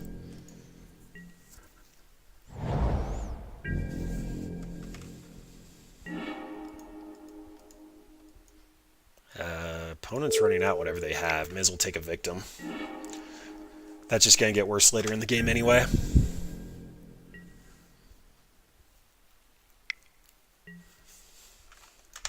Alright, going for the 1-2 beater. Ooh, and Lily. Alright, so Lily doing her thing. I'm sad to admit that when I was a noob, I didn't realize how good she was. It's just like each player discards a card, but I like drawing cards. Gatekeeper. Alright, need something here. That's not it.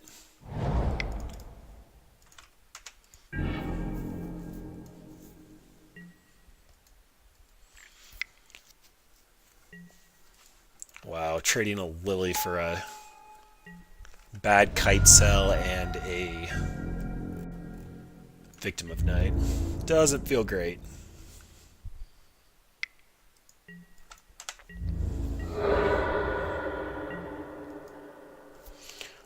And I need to keep something for looting effects at this point. We're on a 4-turn clock. If we kill this, it's going to make us lose 2 life.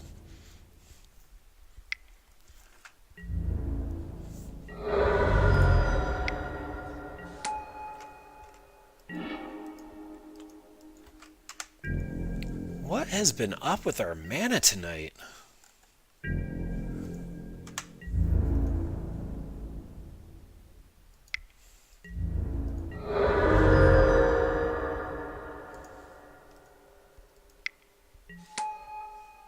And another Aetherborn. Alright, so Nahiri can exile this, then she'll die.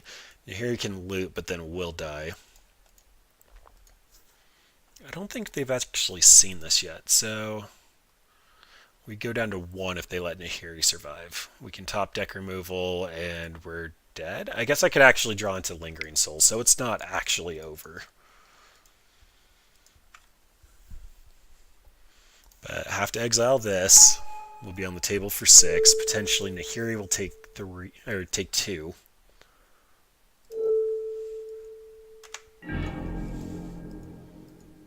But then Grey Merchant's lethal.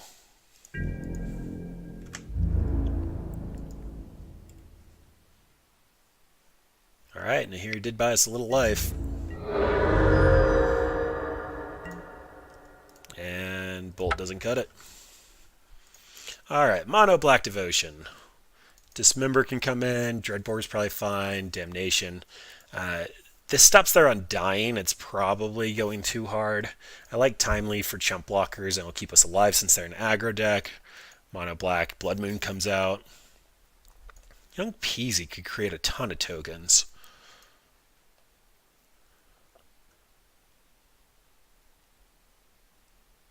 Cuts, Collective Brutality. So they did show us Kite Self Rebooter and Brain Maggot. I guess this also kills half of a Gerard's Messenger. But I have so many things with that effect on them already. This feels like a bad package. Like, the consideration here might just be these for these. Dreadbore seems a little slow.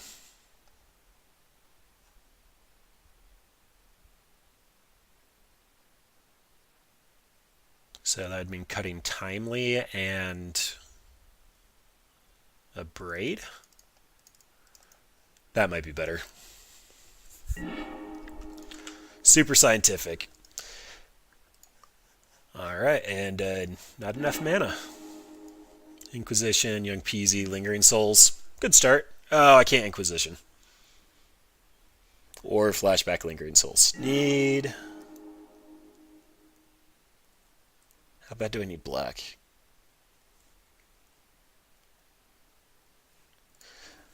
I think it's fine. We're going to have so many chump blockers that they won't be able to attack. They will have had Fatal Push, or... I can't imagine they run any board clears. They did have Victim of Night.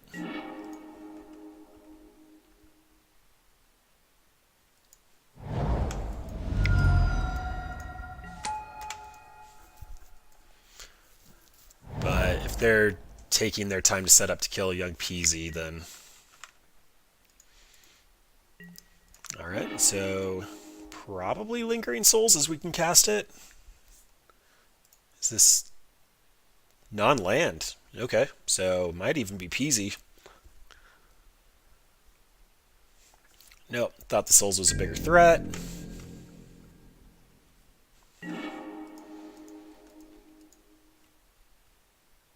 So this turn is Young Pyromancer, next turn is Dreadbore, get back Lingering Souls. Versus Dreadbore now, get in for 2, create a chump blocker. Have this taken back from my hand next turn. I'll commit to board. Clearly they didn't like the Lingering Souls, so they might be on the Spectre plan, which makes me want a Dreadbore.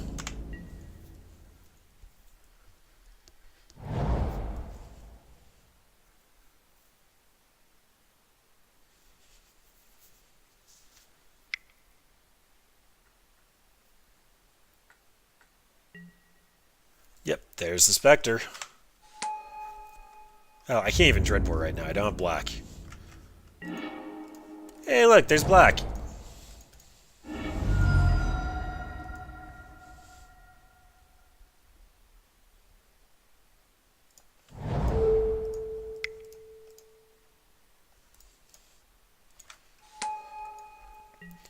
And Peasy is not getting in. It's not worth that trade.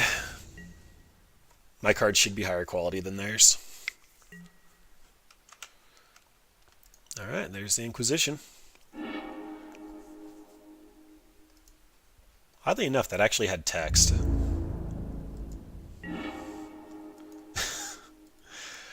Alright.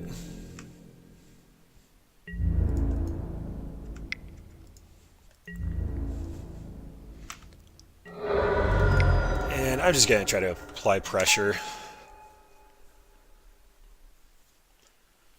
If they get us with a Bile Blight or Damnation or something along those lines, they got us. Ooh, Helix. Okay, so Helix. Get back. Helix.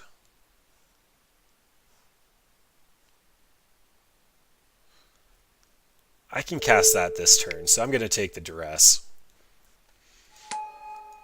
They won't be able to attack in at all, and we'll have plenty of tokens to throw away.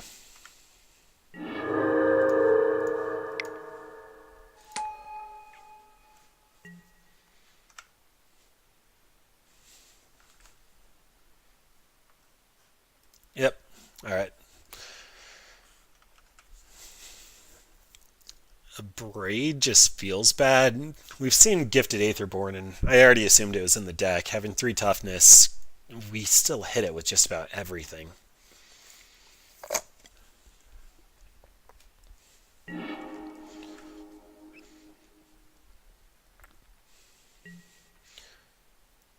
Peasy's a good card when it goes left unchecked. So turn 1 Inquisition, turn 2 Pyromancer, turn 3 Helix or K-Command. I like it.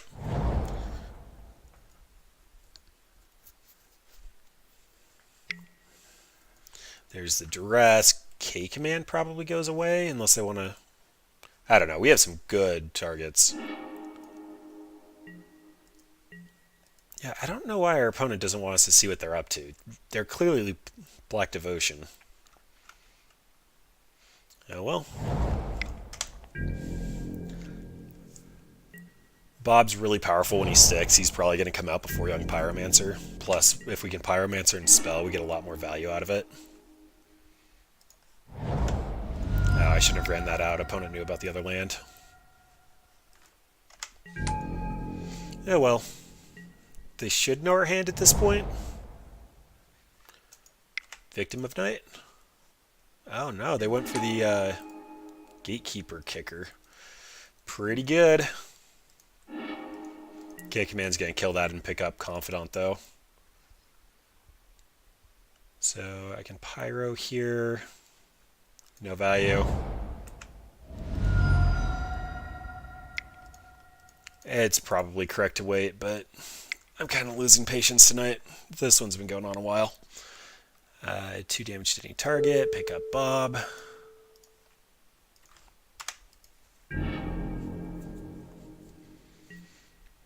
Especially with Bob, it feels like Lightning Helix gets a lot of value. Just because you can regain some of the life that you punt away when you're trying to flip spaghetti.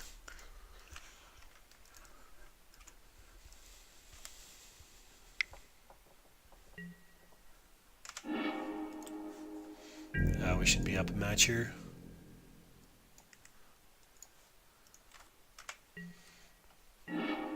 Well, they pretty successfully picked apart our hand. Yeah, I think Bob's still highest upside. They've got to kill him.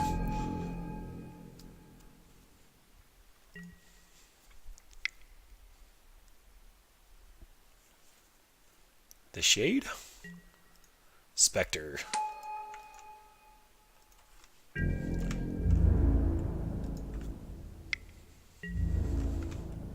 Alright, Bob, I'd love a bolt. Oh, look at you.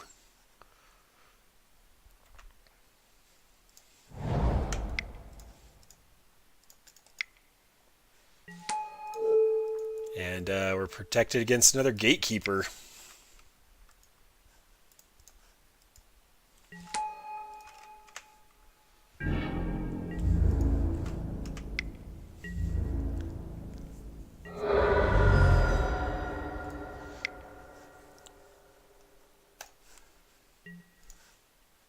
And another one.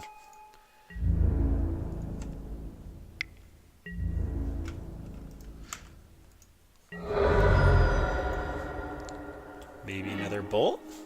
Oh, I love this Bob. You've been a good Bob.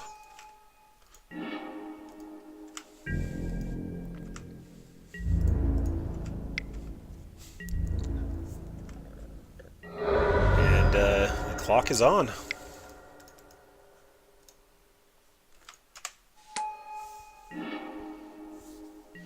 Now opponent can't even tack in. They're probably going to stay back anyway because of the tokens.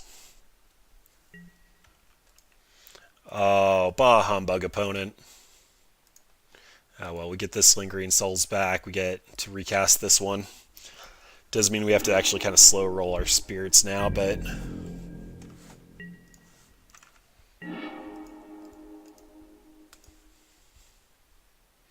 And just in case they have Graveyard Hate.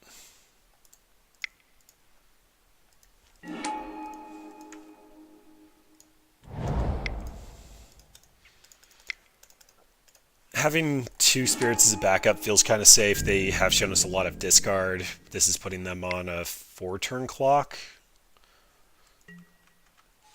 Less if they end up, if we draw Bolt. Although that Bolt's probably going here now.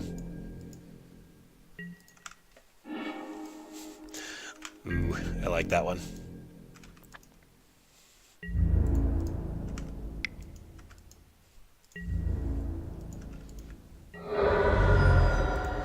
Alright, so 4 damage. This could take a turn off the clock. Oh, they didn't block.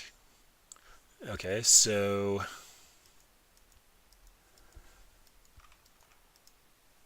if I flash back this Lingering Souls and they try to clear the board again, then we'll be able to kill the Night Veil Spectre off the K command. Seems like the best line. Alternatively, we could let this hit us, but it'd exile the top card of our library and they can play it.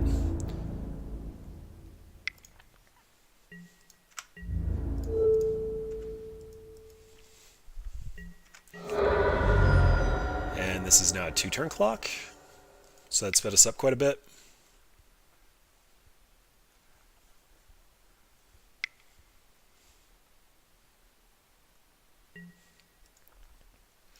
Alright, so they did go for it.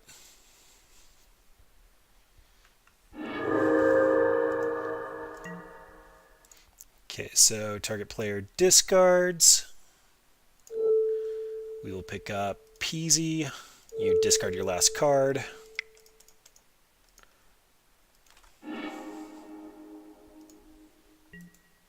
Ooh, they did have the Dreadshade. That's what they're trying to set up for all this time. And we're halfway to Emrakul.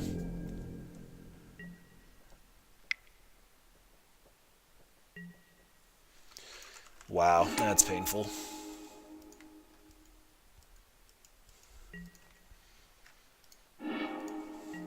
I just want a Nahiri. Decent top deck, but I still want Nahiri. Start cycling away these bad cards.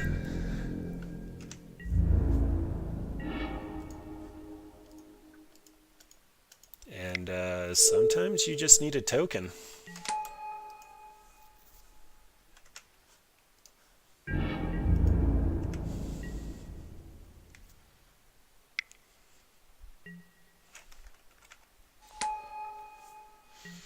And that'll go bad fast.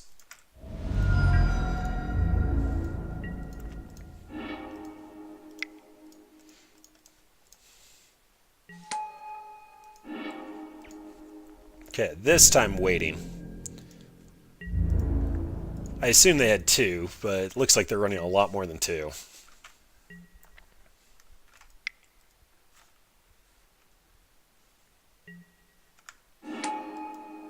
Okay, yeah, I'll sack a token.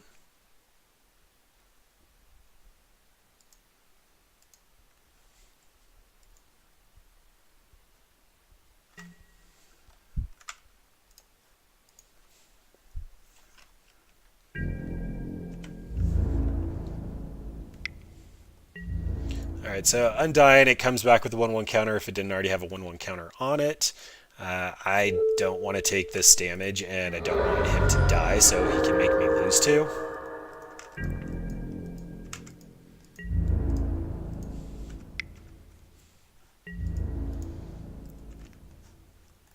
And I think it is time for the Lingering Souls, because that'll give us another chump blocker, and also put our opponent back on a 2-turn clock. Blood Crypt Stain in hand, still want to loot it away. Emrakul's going first, but...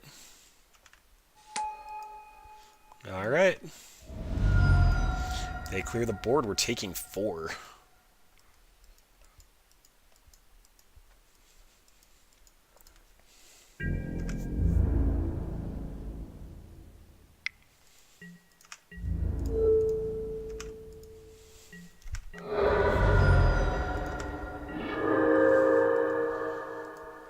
Alright, and there's the Bob.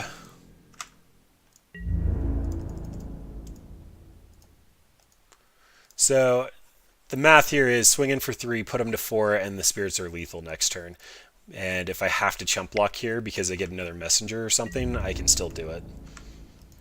And then Bob comes down, chump block duty.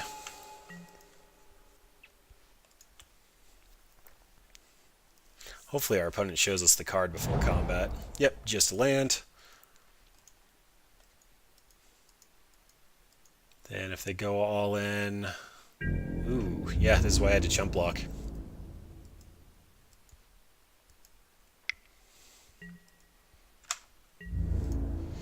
Alright, so Bob kills Gatekeeper, Peasy kills Gatekeeper, we soak this up, take 3.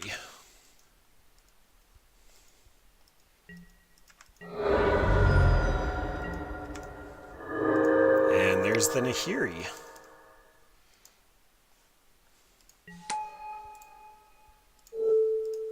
Exile you, same logic as last time. Getting in for 2 because it represents lethal.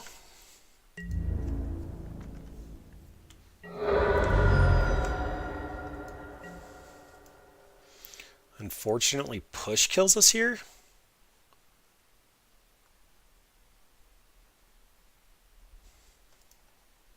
Alright, and that's game. 2-3 with Bob Spaghetti. Alright, so what does that mean? Bob Spaghetti. This is the early version of Mardu Pyromancer. Basically wanted to jam a ton of good red, white, and black cards, and Nahiri felt like a solid finisher if you wanted to play a controlling game. Mardu Pyromancer is a little bit more on the empty hand, get a lot of tokens, refresh with Bedlam Reveler, and this is let's just kill your stuff and then alt Nahiri. It's fun. I really like control decks. This does feel like it's missing something, though. Like, you really need card draw. It might be correct to actually be running something along the lines of, like, Phyrexian Arena in this list. You do usually make it into, like, turn 4, so if you can draw an additional card for the cost of 1 life instead of Bob flipping Spaghetti, that seems like a real win. It's also a lot harder to interact with an enchantment than a creature. If you are running so many discard kill spells, it opens the door for slower gameplay. This deck is atrocious versus Storm. Any of the spell-based combo decks are bad. If control counters your Nahiri, you just lose. And it's not like it's cheap either. There's Kolaghan's Commands and Confidants and Collective Brutalities, like Emrakul. These cards aren't necessarily cheap, and especially like I don't know. Fun deck though. Mardu Pyromancer is better. Still went 2-3. I do think Affinity is a much better matchup than it led on. I might just be wrong because Arcbound Ravager is such a bad card. Stony Silence would have really helped considering he played it twice. And that's the deck. Didn't flip Spaghetti Monster. Might need to run it back at some point. But thanks for watching, everyone.